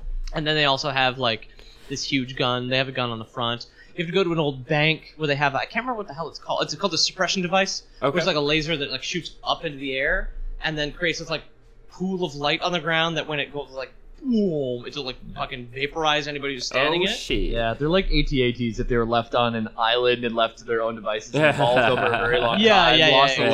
exactly. different- Darwin's AT-AT. Yeah. The origin of the Striders. Yeah. So that's it, yeah, the Striders. But yeah, once you're inside the Citadel, you manage to finally get up to Dr. Breen's office. Because Dr. Breen, the administrator, when he surrendered Earth, was rewarded by the Combine with power. Oh, that. Yeah, That. exactly. Oh, So that just he's rubs like, me the he's wrong like, way. He's like president of Earth, basically. Yeah. So Cool. you get up there, he's talking to you. He had kidnapped Alex earlier as well, Yeah. and he's just like, oh well, he was talking to me. He's like, didn't you know your contract was open to the highest bidder? So now the Combine want to get the G-Man to give Gordon to them. Oh. But he's not going to do any of that shit. Dr. Mossman's in there, and after having betrayed you guys, open air quotes, she uses Gordon's gravity gun to like blow up the receiver there. Okay. And she's just like, no, you know, I don't want to do this because she's in love with Eli. And Dr. Breen and the Combine, we're just going to take Eli and Alex and teleport them somewhere. Okay. We're just going to send them to some other universe and leave them there. You didn't end your air quotes. Open air quotes, yeah. It's been 20 minutes, Peter. Yeah. No. The longest quote. Everything I've said up until this point has just been a sarcastic metaphor. Yeah. Okay. None of this has happened. Yeah. Anyway, so this is towards the end of Half-Life 2 now. Yeah. So eventually you end up fighting your way up, because the gravity gun is upgraded by the by one of the Combine technologies that like steals all of your weapons and vaporizes them. But when the Combine kind of whatever machine tries to confiscate and destroy the gravity gun, it gets mixed with the gravity gun power and becomes what's called a dark energy cannon. Ooh, so now that up until this point, you haven't been able to pick up people.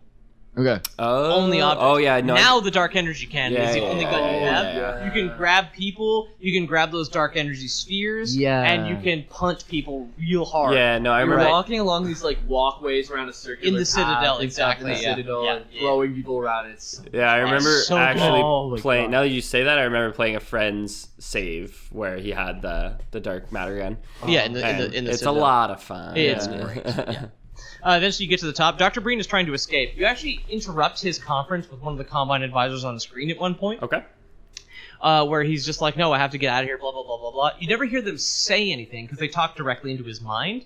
And he's just like, a host body? You've got to be kidding me. That's ridiculous. He's like, okay, fine. He's right behind me. He gets out of there. Remember the fact that the Combine offered Dr. Breen a host body. okay. Okay. Okay? Because this is apparently something they can do. They can just take your brain and put you in something else. Okay. If you guys could do that, what would you want to be put in? Not a flying psychic slug. I can guarantee that. Yeah, that's probably a good choice. You get the psychic powers though. Why is that a bad choice? Does the casing have to like fit your brain, or can they condense it? Because like a bird would be pretty cool. What'll be explained later, which I guess I'll spoil Just like for a you now. bird with a brain strapped on its back. Like. It doesn't actually matter to the Combine. They can upload your consciousness into basically any kind of biological creature. A host body for them. Well, their technology is so advanced. The Combine are essentially unstoppable. Wow. Right. So they can upload they can just take your thoughts and put them in something else, and you can exist in a host body, identically as you could now. Wow. Yeah.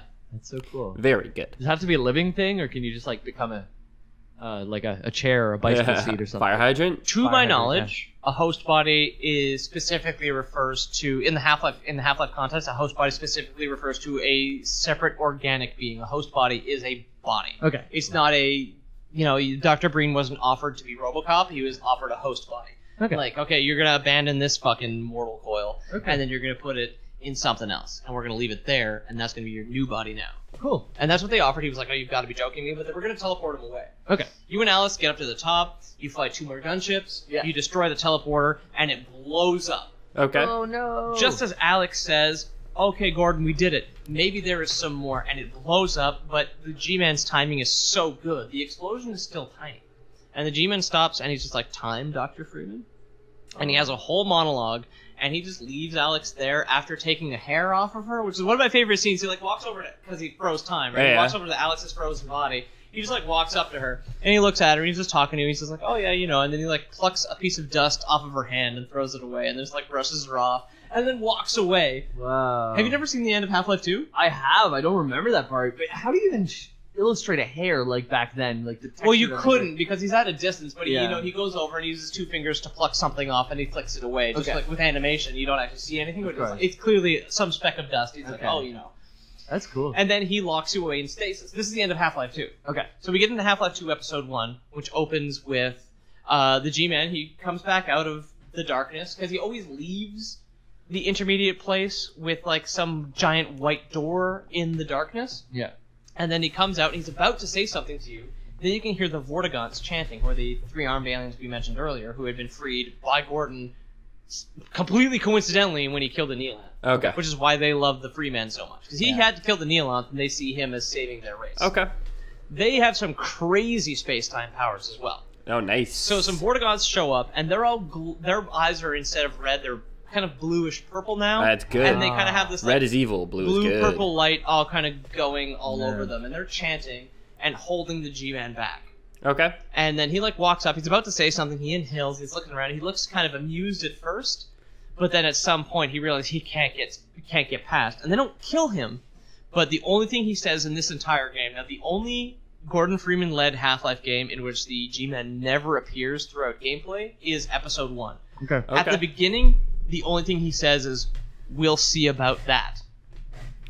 And that's it. That's it. Interesting. And the Vortigaunts save Alex, they take her away from the explosion, and the Vortigaunts save you, they take you away from the explosion, but they only leave you at the bottom of the Citadel. So Episode 1 is an expansion for Half-Life 2? So, for whatever reason, Valve was pretty much the first mainline developer to experiment with episodic content. Okay. Which, as we know now, looking back, was a abject failure. Yeah. Right? No kidding. But they were just like, okay, so instead of developing an entire game over the course of 4 years, or never, they were just like, let's... cough, cough. Yeah, let's develop parts, and then when we'll just like, because it's a 3-act structure, right? Yeah, yeah. So like we'll just, instead of developing the whole game over the whole course, let's just take the script and do Act 1 when it's done, and then Act 2 when it's done, and then obviously they never finished and never will, but and then Act 3 would have been that. Yeah, okay. So Half-Life 2 Episode 1. We should learn from this though. We should stop doing episodes. Oh, yeah, that's true. We should just do one mega, all Should the we lore. just never stop talking? Yeah. Yeah, Well, we'll do all the games. Yeah. I get so raspy. We gotta do it in shifts. 'Cause I'm feeling a little raspy. I talk right for 8 now. hours, you talk for 8 hours, then Jamie talks for We're 8 gonna need hours. a lot of beer. We should Yeah. stock up. Let's Okay, go. Let's go to so Costco or much something. fucking beer. Oh my god, yeah. Italian Costco. Yeah. Costcosini. Yeah. Anyway, so the G-Men just never see. They leave you at the bottom of the Citadel. You manage to call Eli and Dr. Kleiner, where they're just like, thank God you're out of the city because the dark energy reactor, the dark fusion reactor in the Citadel is about to blow. Oh, snap. And they're just like, actually, we're basically right outside the Citadel. And what the hell is this one called? Oh, this chapter is called Undo Alarm. So you have to go back inside the Citadel and temporarily stabilize the core. Okay. Undo is in like it. Unwarranted, unwarranted. Unneeded. Undo UNDUE. Yeah. Okay. Undo alarm. Not undo the alarm. Yeah. It's not like As in that's unnecessary. Yeah. Okay. Gotcha. Not do. Got you. Yeah. The do like your library books are due. Not the do like you should do this. Do the do. It's do like Mountain Dew. Yeah, exactly. Undo alarm. You know, it's code red alarm. Or Yeah. Code red Mountain Undo alarm. It's an alarm that goes off anytime you buy a knockoff Mountain Dew. Soda products. yeah. That undo alarm goes off. That's fucking stupid. So after stabilizing the reactor, Gordon and Alex start stealing some data from the Combine while they can inside the Citadel. Okay. They find a video of Dr. Mossman, who has just been like, and she says something super vague. She's just like, I'm fairly certain I've nailed down the location of the project. It's unsure. Well, I'm unsure what's going on, but like I have to go. And the wall blows down. Combine soldiers come in, Oh, shoot shit. everybody she's Oh. with, and then there's a small, 3-legged monster with 2 bright blue eyes. Vortigaunt. No. What? Small 3-legged monster with Bright blue eyes. bright blue eyes. It's a blue con- eyes, white dragon. It is, yeah, exactly. Okay. Thank God Kaiba showed I up. was gonna say it's not Yugi, it was Kaiba. Yeah. exactly. my trap card. Yeah. Activated. Dr. Mossman, Yeah. you thought you could find the Borealis without me. Yeah. We need to duel for the Borealis. Yeah. So who was it? Okay, it was a creature. the 3 creature. legs, blue The creature eyes. itself is called a hunter, Okay. and they will be explained because they only make their full appearance. We only ever actually fight them in episode 2. Oh, We're still on episode 1. Episode 1, the only new enemy they introduce is called a Zombine, Zombine. which is a Combine zombie. So it is a Combine soldier who has a head crab on him. Okay. What's neat is if you knock the head crab off, all you have is a lower jaw, so you never really get to see a Combine face up close. Okay. But then after the collapse of the Citadel, all the perimeter restrictors, all the thumpers, totally offline. Yeah. Antlions start coming into the city because they burrow underground, Yeah. burst through the pavement. What does an antlion look like again? I'm They're the forgetting. big ass green bugs. They've got like 3 teeth, kind of a triangle head. They've got Okay. little buzzy wings. They can fly short distances. Okay. 4 legs. Okay. And then there's there's a larger version. For some reason, I can't remember what the fuck it's called. Ant Tiger. No, it's Antlion Uh-huh. Guardians. The Antlion Ant Guardians Tiger. are like the larger ones. They also have 4 legs, but like weird little vestigial like lobster legs in Yeah. front. And they have like the big head, or they can charge and they can ram you. Oh, kind of like an elephant seal has a big old head. A lot like that, yeah. Actually, Yeah. It's a lot. It's just as floppy, but Yeah. much more armored. Yeah, if you guys haven't seen an elephant seal, look up an elephant seal. They're and big. Yeah, and know that this stupid thing that is on their face, the only reason they have it is for mating, to make a roar. It's so they can scream loud. Yeah, Yeah. and what's it called when a creature hoards like many women, like the male? A harem. Oh, a harem. A harem, yeah. So they're harems, and they just fuck each other up. They fight until they bleed, and they're ugly. And Sea elephant lions. seals are like, I'm attracted to them. I'm attracted to that. Oh, wait. Somebody put that on a piece of corn. Intellectually, elephant James seal Miller, furry. elephant seals. I'm Intellectually, attracted to them. I want to see. They're like a train wreck. They're like a train wreck. I want to see what an elephant seal's gonna do, but I can't stand looking at it. Yeah. Anyways, They look like condoms full of peanut butter with like a big saggy face on the end. they're messed up, dude. Like, Google them, please. They're fucked up. Google it. Tweet at James a Yeah. bunch of pictures of elephant No, seals. please do. Not My too many. He background gets at very work, excited. yeah. So they restabilize the reactor core because currently, after stealing this data, they find Dr. Mossman. They're like, "What the fuck is she talking about? What's the project? What the hell is she talking about? Like, where is she right now? Why is she wearing a winter coat? Yep. Right? Because she got really fat and she's trying to hide it. Yeah. Exactly. Because something in Antarctica? Yeah. Yeah. We'll get to it. Yeah. Yeah. She's in Antarctica. So the Citadel itself, part of its self-destruct, is to burrow into the Combine homeworld to send out a distress beacon. Just in case they were just like, yeah, we need some help, we're going to open this fucking portal. Yeah. And you guys got to come, we got to send, like, everything left, everything else that the Combine has at their disposal has to come and fucking help us out, help us stop the Humans, because the Humans too strong on Earth. Yeah. Is basically what's going on Just drop right a now. line, get some friends in time. That's it. Yeah. The rest of episode 1 basically just follows helping Barney Calhoun and some people get out of City 17 on trains. Okay. And at the end of the last boss of episode 1 is a Strider. Kill the Strider, get on a train.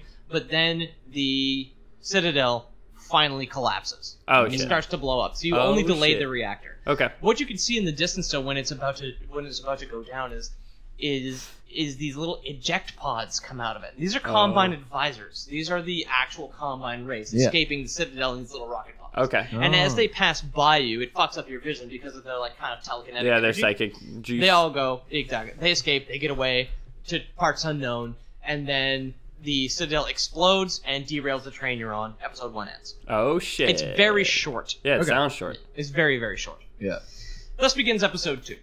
Okay. Half-Life 2 episode 2, you start on a train, you kind of get out of the wreck, and then you find Alex, and you look out, you look at the wreck of City 17 that's been completely destroyed. Okay. Anybody no. who's still there is dead.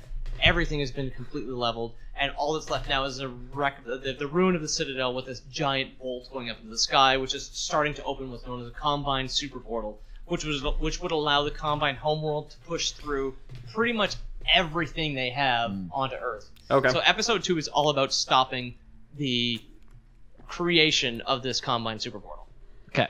You get to this old kind of mining facility, and then you see this thing on a roof that kind of chirps and whistles and like runs away. What is it? The Combine synths all make very, not iconic, I suppose, but very specific and recognizable noises. Okay. Like the gunships sound one way, the Striders sound one way, Okay. and the Combine Hunters sound Ethan, one way. I'm gonna put you on the spot. Can you make a specific and recognizable noise right now? All right. Oh, yeah, that's fine. well- It's not too bad. All right, I mean, recognize- words are specific and recognizable noises, right? Ooh, touche. Your name, James, specific and recognizable noise. No. A bunch of random sounds. Yeah. Yeah. Garbage. Or how about the sound of fucking? Now, where was I? So at the mining facility, you go in, and you keep hearing this thing kind of off in the background. All you're doing at this point is solving puzzles. It's not a combat area. Okay. Okay?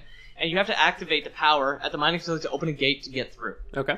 And then when you turn around after activating the power, you see these two blue lights, and this giant, not giant, it's about 10 feet tall, this like three-legged monster. It's a hunter. Scuttle away. It's a hunter, exactly. Oh. And you have to get out, and then Alex is sitting there. She's the whole time she's kind of like, I don't know what's going on out here, man. You fucking hurry your shit up. Yeah. Up to Gordon. Yep. Once you get out, you kind of get in, and then it crushes what you're crawling through and traps you behind it. Oh, And shit. stands over Alex. She's just like, oh fuck, tries to get away, and it has these two little blades underneath its body and stabs her through the gut. Whoa. Yeah. Wrecked, Alex. That's like the worst well, maybe not the worst, but it's definitely not a great place to get stabbed. The Alex? gut, no.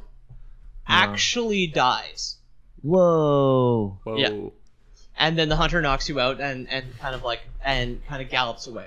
She doesn't die in this instant, but she does die soon. Oh, G-Man doesn't care about her. You don't. Yeah. Well, you know, That's what I feel like right too now. soon, man. That's what I feel like Don't right speak now. too soon, right? Okay. So a Vortigaunt shows up, finds Alex, finds you, frees you, and then takes you to a place in the mine where he and some of his other Vortigaunt buddies and some human buddies are living. Okay. And he's just like, listen, Alex is going to die. What we need to get is the antlion extract. So before the Vortigaunts were enslaved by the Neolanth, Yep. and before they were, prisoners on Earth of the Combine, they used to practice something called antlion husbandry. So the antlions inside of their hives have something called the extract, which is before they're born, they have this very powerful kind of blue goop, right? That enhances the Vortigaunt's interdimensional abilities. Okay. Oh, So you have alien honey that makes you psionic better. Yeah. Yeah, well, basically, it's exactly that. Yeah, Okay. They got to grease up Okay. to get to be able to squeeze through the dimensions. You got to grease up. You gotta with a grease little up bit with some of goop. extract. There's a little Gotta grease goop up. It's like the Olympics in ancient Greece. Like everybody's naked, dicks everywhere, greased up with You blue mean honey. the good Yeah, Olympics? You just put a glob of alien mucus on yourself and Yeah, it's all good. Get through. Exactly. Lube up cool. through those dimensions. You want to get a little bit of backdoor shenanigans? Yeah. That's all I'm talking about. Yeah. You need a little bit of antlion extract. I lubed my way into her extra-dimensional space last night, if you know what I mean. If you know what I'm talking about. A little bit of little glide between dimensions. That's Oh, it. yeah. You Just a feel me? glob of goop Oh, and this you're on is- your way. Oh, this must be the dark dimension. There's wine glasses in here. What do you got wine glasses in your butt? Wait, we're talking about a butt? No, we were talking about the dark dimension the whole time. That's what I thought, yeah. Yeah, of course. So you managed to get the extract. You get it from another antlion guardian. This one's poisonous, so it glows green. Wow. Yeah. And then what happens is the Vortigaunt eats the extract Okay. and starts to glow purple and gets the purple eye. So the antlion extract is what they used to save you and Alex from the G-Man and the explosion at the Citadel originally. Okay. Whoa. So episode 2 is revealed where they get this extra power. Okay, So they glow blue, they've got the blue eyes, and they save you guys. cool. As they're saving Alex, so Yeah. she actually dies in this moment here.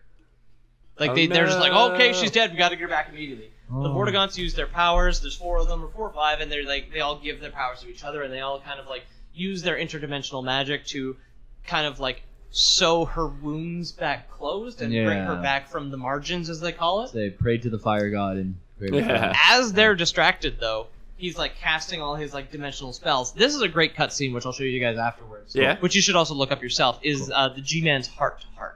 Is there? Everybody's moving, and this is unexpected because we haven't seen the G-Man at all in episode In 1. episode 1, and yeah. up until this point, at all in episode 2. Okay. And the Vortigaunts are moving, and the time just stops, and you can move, and you're just like, oh no. Oh, not Oh, this fuck. again. And he has this like fucking great intro. He's just like Dr. Freeman, and then just like appears in front of you. You're just like, oh fuck, oh I made a mistake. And like you don't really have any control over this, but he's mad. Like he's not pleased about that whole thing. And he talks to you. He's just like, I had to. It's like I understand this moment might not be the most appropriate for a heart to heart, but I had to wait for your friends to be otherwise occupied. Oh, shit. And he like sarcastically says friends because the Vortigaunts were an enemy in Half-Life 1. Yeah. And he's like, there was a time there cared nothing for Miss Vance. Their only experience of humanity was a crowbar coming at them down a steel corridor. And you're just like, ooh, G-Man getting too real. Yeah. G-Man getting too real. And he eventually explains that he had saved Alex from Black Mesa as an investment because he somehow knew she would be important one day. Okay. He's like, I acted in the face of objections, from naysayers or whatever. He's like, I'm not one to squander my investments. And then he tells you, he's like, this is why now I am forced to extract from you. And he talks about how it's like, listen, see her safely to the missile base you've been trying to get to called White Forest.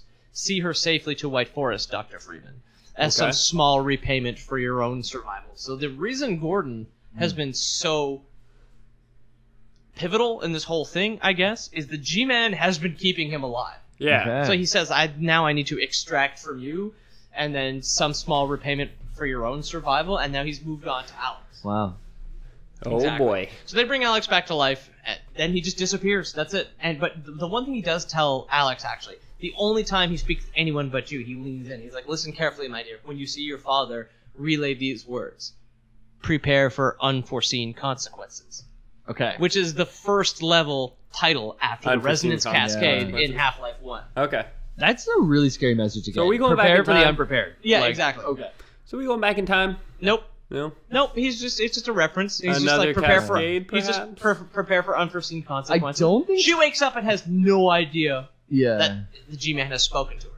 And this gets kind of nefarious later on, which we'll see, but sorry, I didn't mean to cut you off. Just like a little thing about G-Man, like he probably doesn't exist. Time doesn't exist for him as it does for everyone else, right? No. He probably sees everything as a holistic thing, and in an afternoon has hopped in a bunch of different He's got- places. And for us, we're playing Yeah. this long thing where we see him. He's every probably once got in a while. Rolodex full of points in time Yeah. that he just has to get to. which is Yeah. like an address to him rather than a clock time. Exactly. Yeah. I've never actually thought of it that way. That's Yeah. a brilliant way of putting it. Actually. Yeah. Yeah. Like, the G-Man is not human. Okay. He appears as human to us, probably just so he can talk to us. Because Yeah. if he was like a cloud of mist with Yeah. the briefcase floating in it, we'd just be like, "This is fucking stupid." Yeah. But like as like the kind of creepy looking dude with the blue suit, and the way he speaks is very weird. Yeah. The actor does a fantastic performance. Uh-huh.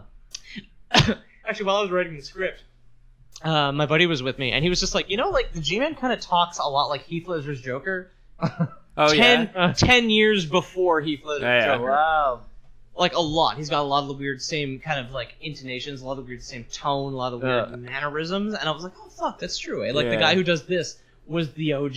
Yeah. Well, Kind of like Heath Ledger, uncomfortable person. Heath Ledger based his voice off of I'm gonna blank on the name now, but some old rock star speaks to, and you watch him in interviews, the rock star in interviews, and you're like, wow, that it does Just sound the just like Joker. the Joker. Yeah. Okay. Derivative. Derivative. So that's it. Alex is fine. The Vortigons managed to save her. The Vortigons have no idea the G-Man was there. Yeah. You do. Alex has no idea that the G-Man has told her anything. Okay. It's Tom Waits. It is. Is the Oh, really? who Heath Ledger got his okay, inspiration okay. for? That's I want to the- see that afterwards. That's the comedian who's like super raspy and shows up on like late night television, Is he a and, like comedian? smoking cigarettes on stage. Is he a and stuff. comedian? I thought It's he was a that comedian. guy. I don't know what he is. A writer? No, I think he's a guitarist. I think he's a singer. Oh yeah, you're Tom right. He Waits, is a yeah. singer. Yeah, he's a fucked up person. Watch Yeah. his interviews, everyone. Yeah. Tom Waits, and he's a mess. That's where Heath Ledger got his inspiration for the Oh, Joker cool. from, or that's what he said anyway. All right. Sorry, Peter. I have so many sneezes inside of me right Yeah. now. Oh, you looked really frustrated. I didn't like- look frustrated. I'm frustrated in my head.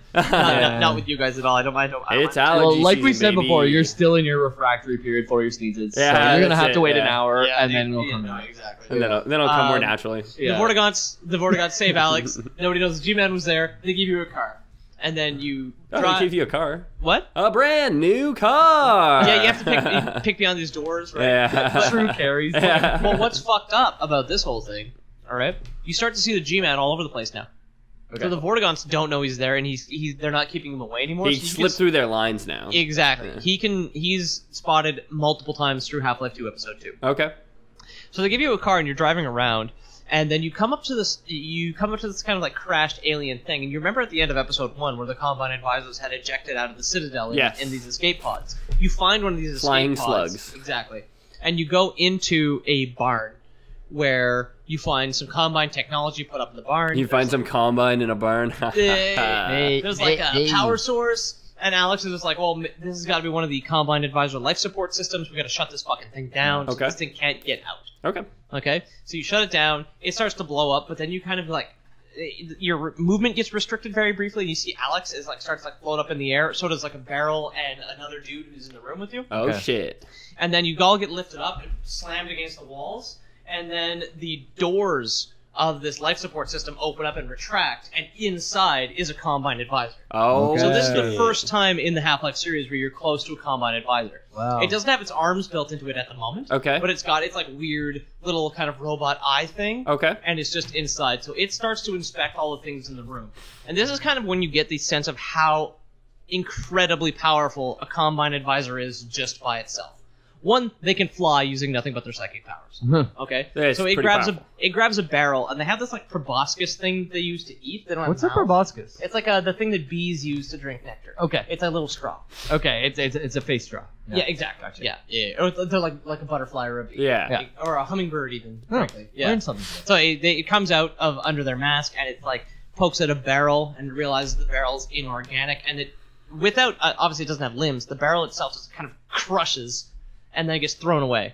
Then it Whoa. brings over the other dude who was in the room, and it's Yeah. like he's dead, but he's like it's like poking at it, realizes he's organic, flips him over to his back, and like sticks a proboscis into his head, sucks his blood out. But then he's like, oh no, he's dead. This isn't good. Then it just takes him and without touching him, snaps him in half at the man. chest, Whoa! not even at the waist. Gotta play these games. That's It just, crazy. Yeah, it it's just like pretty gnarly. It just like snaps him in half and throws his body across the room. Wow. Then it brings Gordon over, and his proboscis starts coming out in front of you, but then its life support system kind of blows up, and there's like a fatal error because you had destroyed the power source earlier, and then shrapnel shoots into its face, and it freaks out. It's like, oh fuck, oh okay, eject, boys, eject. It flies up to the roof of the building, and then you get your guns back, Yeah. and then you can start shooting at it. But what it does is it tears the entire roof of the building down and turns it into like a vortex of wood to use as a shield around it. This Oh, is an shit. intense scene. Yeah, And that then it sounds flies really- away. Smokes. Wow. And then it flies away. It tears down the entire roof. Giant slug out. Yeah, Slug's gotta go. Slug boy's out. Slug phone home. Yeah, it's like, oh, what? Well, like, I don't even know why I was afraid, because it could have snapped you in half whenever it fucking wanted. But yeah, it tears the roof off, shield flies away. You get attacked by some Combine soldiers who have been called in to assist it, and then once you get there, eventually you do some more fighting. Yeah. You get to the White Forest missile base, which has a missile on it that has a satellite that's similar to the one that was launched in Half-Life 1. Okay. Okay. It's there to cause a resonance reversal, except this time it actually works. Okay. So you manage to launch the missile and close the Combine superportal. Okay. Yeah, exactly. So no more However- reinforcements. Hmm? No more reinforcements. No more reinforcements. The Combine on Earth are now stuck on Earth. Oh yeah. I'm As not far- trapped in here with you. As You're far trapped as in here with exactly, me. as far as we know. Now, before you close the portal, there is a scene in which Alex is talking to her dad because Eli's there. Eli, Dr. Kleiner, and new character out of fucking nowhere. What the hell's his name? She's last it's name. Dr. Magnuson. Dr. Magnuson. Dr. Magnuson. He's a Magnuson? dickhead. He developed something called the Strider Buster. We'll get into that in a second. But we all meet up at White Forest, and there's like, well, the Combine are coming. We got to defend this rocket. Okay. Dr. Magnuson is a huge dick. He's just like, okay, here, this is this thing. You're gonna help this because they're sending in a bunch of Striders and a bunch of Hunters. So the Combine Hunters are support units for Striders, but they're smaller, so that's why they patrol the wilderness Okay. of Earth now. That's all they do. But a Strider Buster is like a magnetic bomb that latches onto the side of a Strider. Okay. And instead of needing to shoot it with 7 rockets, if you manage to latch a Strider Buster onto it, Bustin' makes Okay. them feel good. you hit it with Bustin' makes one him bullet. feel good. It just blows up, and it blows a Strider apart. Whoa. Nice. But the Hunters can shoot them out of the air, and they fall to pieces, Oh, or the okay. Hunters can shoot them off, so you've got to kill the Hunters that are guarding the Strider. Kill the ads before the boss. Yeah, that's it. Yeah, That's yeah, it, yeah. that's Because it. the Striders, if they get too close to the missile base, will use their warp cannon to destroy the rocket. Okay. Those bastards. Right before the attack commences, okay, the screens behind you, you deliver the data that you had stole with Dr. Mossman, and then you look at it with Dr. Kleiner and Dr. Vance, and they're just like, oh my god, this fucking thing that she's found, the location of the project is the Borealis. The Borealis was a ship. You said this so long ago in the episode. Yeah, now. exactly. Yeah, okay. It's the Borealis. It was a cargo ship in Lake Huron designed by Aperture Science that had something on it called the Bootstrap device that was some sort of like wicked teleportation technology. Okay. During the 7 Hours War, they were just like, it's untested, but we don't want to get killed by alien monsters, so they activated it. And then the Borealis, with all hands on deck and part of the dry dock, just were absorbed in this like sphere of energy and vanished. Nice. It's gone. And now Dr. Mossman's found it 20 years later. It's at the bottom of the lake. Combine want it. We want it. Anyway, then that screen goes blank where you're watching the video, and then Alex is talking to her dad, and then you can see behind her in the kind of like the snow of like the static on TV. Yeah. The fucking G-Man is there. He appears just on the screen, and then Alex is just like, oh yeah, Dad, by the way, and then she like kind of stands up, and the G-Man's on the TV screen, and she's just like, prepare for unforeseen consequences. And then Eli's just like, what the fuck are you saying? He like falls down. because he's interacted with the G-Man before, and he tells you this chapter is called "Our Mutual Fiend," but he says "Our Mutual Friend." Yeah. Eli was the scientist who was given the Zen crystal in Half-Life by G-Man by originally. the G-Man. Yeah. He's just like, I knew we never should have tested that crystal. Whoa. When he brought me that crystal, we should never have done this thing. He's just like, and then he's just like, listen, Gordon, when you guys find the fucking Borealis, you can't use it. You got to destroy that ship. You got to get that shit out of here. It cannot happen. This is still episode 2. Yeah? Episode 2, yeah. Okay, This great. is still a video game that exists. Yeah. So you can play this whole thing. Yeah. I really want to now. So the Combine attack White Forest. Yeah. Okay, at one point you do see an advisor. If you shoot it, your screen gets distorted. Because it's like you're closing this like rocket bay at one point. You're closing silo doors to like protect the inside of the base. Okay. And you can shoot all the Combine soldiers and they'll all die. But then there's like an advisor that kind of like glides over. And if you shoot it, the bullets don't hurt it, and your screen gets all distorted by all of its like energies. Oh, okay. So whatever, you defend them. Obviously, it's a video game. You win. Yeah. You win the game, and you launch the rocket. And then this time, the resonance reversal style thing works, and the satellite manages to close the Combine super portal, like I said earlier, cuts off the Combine from the Combine homeworld. Nice. So they're stranded. Take that, nerds. Right. Yeah, take that, nerds. Yeah. And Stupid then- space nerds with your And psychic powers. then Eli Yeah. takes you and takes Alex to a helicopter bay. He's just like, yeah, well, listen, I mean, we did good here. Let's just go to where Dr. Mossman is in the Arctic, and we're gonna take care of the Borealis. All right. Just then, your screen is distorted again, Okay. and you're just like, G-Man. oh fuck, no. Worse, Space actually, Slug? Alex and Gordon are slammed against the walls, and then because of the amount of like almost unstoppable psychic energy that is coming out of a Combine advisor, a window on the wall of the helicopter hangar kind of just peels open, and the Combine advisor kind of just like glides Squeezes in. his way through. Oh, Yeah, yeah, they- it leaves a trail. Well, no, they- psionic. Yeah. Watch you, yeah. It just kind of glides in. It's looking at you. It's ignoring Eli entirely. Yeah. He's just lying on the ground. He's just like, okay, you two, you listen to me. Don't you fucking do anything. You destroy that ship. And I was like, no, Dad, don't do it. You're insane. Don't do it. He grabs a pipe and hits the advisor across the face with the pipe. Ooh, don't do that. No, it gets pissed off because It would, it yeah. just like slaps him to the ground. He's like a crippled old man. Right? He's missing a leg. Yeah. And it holds him down. And then you see the rest of the wall of the airline hangar. I'll show you guys this cutscene at the end. Yeah. Or after this, rather, because it's so cool. I don't know if my description is going to do it justice, but like the metal and all the beams in the side of the hangar are just kind of bent away as the second advisor comes in. So it flies past and More just, than one of these and fuckers? just its passing just like bends the wall of the hangar out of shape, and Oh, it yeah. comes in, grabs Eli, picks him up, and just don't look, honey, close your eyes, don't look, and it like slams his proboscis into his head and starts drinking all his blood. Nice. Whoa, Yeah. Was he man. okay? Yeah, Oh. yeah, Ethan, he was fine. Don't worry. Man, like mosquito bites suck, but that must be pretty bad. That too. must be Yeah, that also- must itch like hell. Yeah. That must also be hard to do. Must be hard, right? Exactly. So it's Yeah. drinking his blood super casually, and then the other advisor, the first advisor that arrived, like looks at you with its little robot eye. It looks at you and it grabs Alex and starts pulling her over. And then her robot dog jumps in from the roof and saves you both. Her Like, robot punch dog ones in the face. Her robot dog Yeah. jumps in, punches the advisor in the face. It's just like, oh shit! It like screams and kind of claws itself away with its robot arms, and then flies out. And then the other one that was drinking Eli's blood just kind of looks around, is like, yo, guess we're leaving. Throws Eli on the ground, and they both just fly away. Nice. See ya, nerds. And then Half-Life 2 Episode 2 ends. Oh, Cool. And that's then it's a weird over. spot to end the entire That's series. it's over. Yeah. So Buddy posted something online. fairly recently, right? Mark Laidlaw, exactly. So Yeah. some people got mad about this because they're nerds, and nerds get mad at shit all the time. Nerds do get mad at shit. Nerds get real I mad. can attest. Yeah. I thought this was great, so I put this in caps in my note here. 10 fucking years later, I gave up in 2012. Half-Life 2 Episode 2 came out in 2007, ended on a cliffhanger, and by 2012, with no new information, I realized the game was never going to come out. Yeah. So I gave up.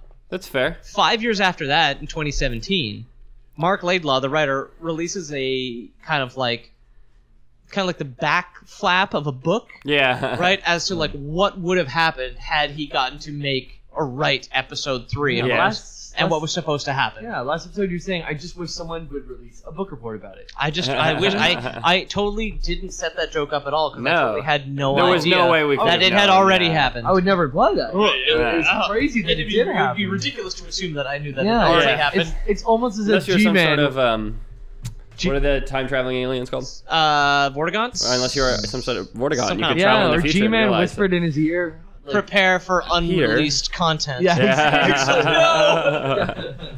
Peter fell off his chair. How can you? I knew I should have experimented So, with crystal.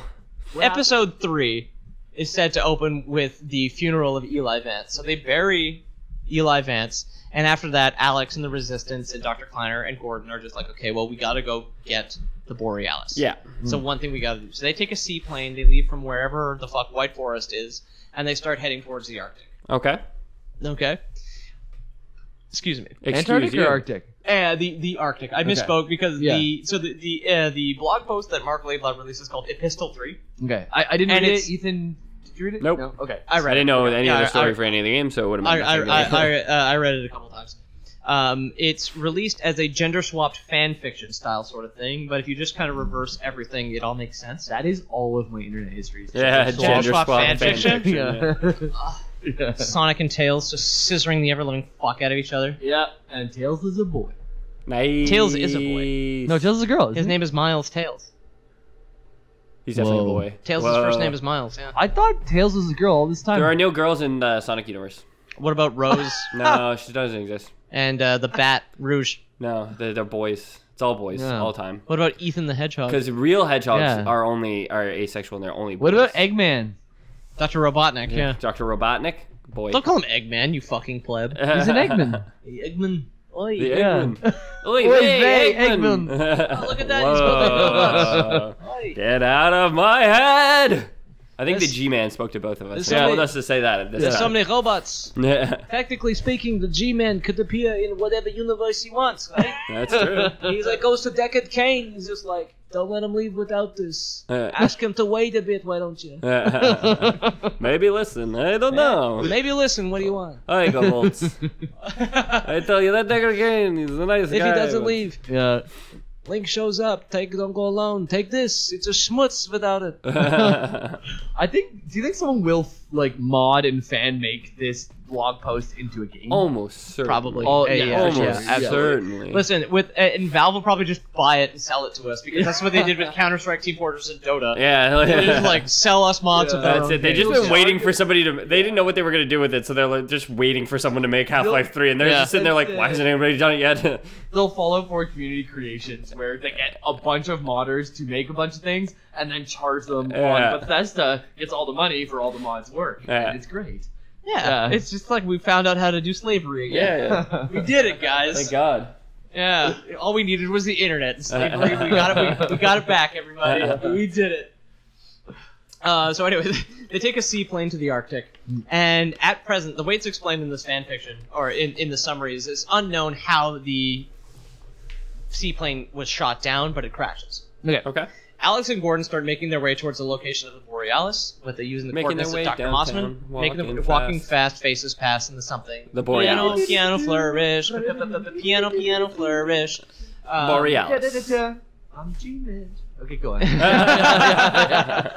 They see something that's like flickering off in the distance that looks like kind of like a broken hologram. Okay. And as they get looks there- like the Aurora Borealis. A little bit. Okay, okay, I'm following you. They find this thing. They find that this hologram is surrounded by Combine technology. Okay. What it is the Borealis. And what they've realized is that Dr. Mossman didn't send them coordinates of where it was, but where it might be. Okay. Because the Bootstrap device wasn't a teleporter. The Bootstrap device, it was untested when they used it during the 7 Hours War to Escape. Yeah. It simply stretched the Borealis between locations. So it currently exists between Lake Huron, when the Combine invaded, Okay. and when you show up in the 2020s in Alright. the Arctic, Wormhole. and at all places in between, and it flickers between Those realms two. and all universes And at times all and times. yeah. Exactly. Okay.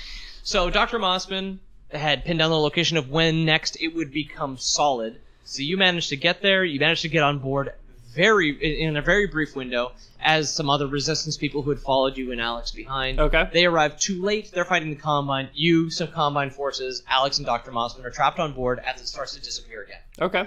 So what they then decide to do is they were going to use the Bootstrap device and the self-destruct therein to take the Borealis to the Combine homeworld Okay. and use it as like a kind of like a teleportation rocket. Yeah, a boom. Okay. A boomer. Exactly. It's gonna teleport there, go boom. Exactly. Now you remember that Dr. Mossman is kind of looked on as a traitor, Yeah, especially by Alex. She was a traitor. Especially by Alex. She insists she was a double agent the whole time. Okay. Dr. Mossman was like, I was in love with your father. You know, I loved Eli more than you could possibly know. Yada yada yada. I just fucking, you know, I was just like playing both sides. I just wanted the Combine to trust me so I could eventually find the Borealis and launch it at their homeworld. Okay. Alex doesn't buy this shit. They get into a bit of a scuffle. Gordon leaves for some reason, apparently. Okay, and then bye. he hears Alex's gun go off, and he comes back in. Dr. Mossman is dead. Oh no. But maybe also, yay. Who shot it? Who shot it? The Do we G-Man. know for sure he wasn't there? Well, you know what? You know who does know? It's the G-Man. Yeah. Just then, the G-Man is stated to appear not to Gordon this time, but to Alex. Okay. And he just kind of walks onto the Borealis because he can appear at any time, including at all time ever, which is where the Borealis currently exists. Yeah. That's it. He takes Alex. He's just like, "Come with me, my dear. We've got what is it? It's such a great quote. It's like we've got things to be and places to do, or something, or People to do and things to be. It's something very vague. He takes Alex, and Alex and the G-Man just leave, and now Gordon is completely alone on the Borealis. Oh shit. Our homie. Yeah. Is Stranded. this where it ends? Nope, not yet. Not yet. It ends Imagine very if- soon. Imagine if the writer release was a cliffhanger. Oh yeah. It So- might be like Yeah. don't speak so soon. It might be. So like now on board completely by himself. There's no Combine left because you fight them all off. Yeah. Right. Dr. Mossman's dead. Alex left with the G-Man, or was basically taken by the G-Man because nobody really leaves with the G-Man, right? Gordon's just like, okay, well, I mean, I'm just going to do what Alex and Eli wanted. I'm going to destroy the Borealis. Uh-huh. So they set the coordinates for the Combine homeworld. The Borealis arrives, and then Gordon realizes the futility of the entire thing. The Combine homeworld is like this giant mechanical structure powered by a Dyson sphere. Now, does anybody know what a Dyson sphere is? Yeah. Because I didn't. You build a structure around a star to You harness build its energy. you build an energy collection machine around an entire star. Yeah. Okay. So the Combine is so infinitely powerful that their homeworld is like a space station On a star. powered by and built around a star. Yeah. And realizing the best quote is it's like the Combine wouldn't realize the Borealis as anything more than a match strike against this. And then Yeah. like Gordon realizes the futility of the whole thing. Vortigaunts show up, they grab Gordon, they take him away and they leave him on the shore somewhere. It's a familiar shore, but it's so far in the future now, no one will remember the Resistance or the Combine. No one will remember his name. No one will remember anything. And then it's like finally signed like yours in indefinite infinity, Dr. Gordon Freeman. And that's how it ends. Cool. And that's it. Well, it's a bit of a cliffhanger, Well, though. Yeah, but it was always been said that it was set. Episode 3 was supposed to only finish the story of Gordon. Oh, and then it starts with Alex. We've yeah. always been suspicious. Like, since episode 1 in 2006, everybody's kind of been suspicious that Alex would eventually supersede him as the protagonist of some sort of Half-Life. Okay. And then that was, like, further cemented in Half-Life 2 episode 2, where the G-Man speaks directly to her. Yeah. With, like, the unforeseen consequences. And then in Epistle 3, the G-Man, you know, takes Alex away after that's what I mean. probably making her kill Dr. Mossman. Yeah. Thematically, it kind of fits too because like Gordon Freeman, he's the wrong man in the right place. He's not an ultra powerful person, right? He's just kind of there. Yeah. And things are futile for him. For someone like G-Man, who's a small man in a large organization who can hop through time like he's just going to show up on a different address on your street, like he is so powerful. He's like a vacuum salesman, but he can appear at any time. Yeah, and he just sucks, right? Like why should Gordon be so ultra important? He realizes he's futile and it fits. Yeah, I like it. Yeah, and that's it. That's how it could have ended. What technically the way it actually ended was Dr.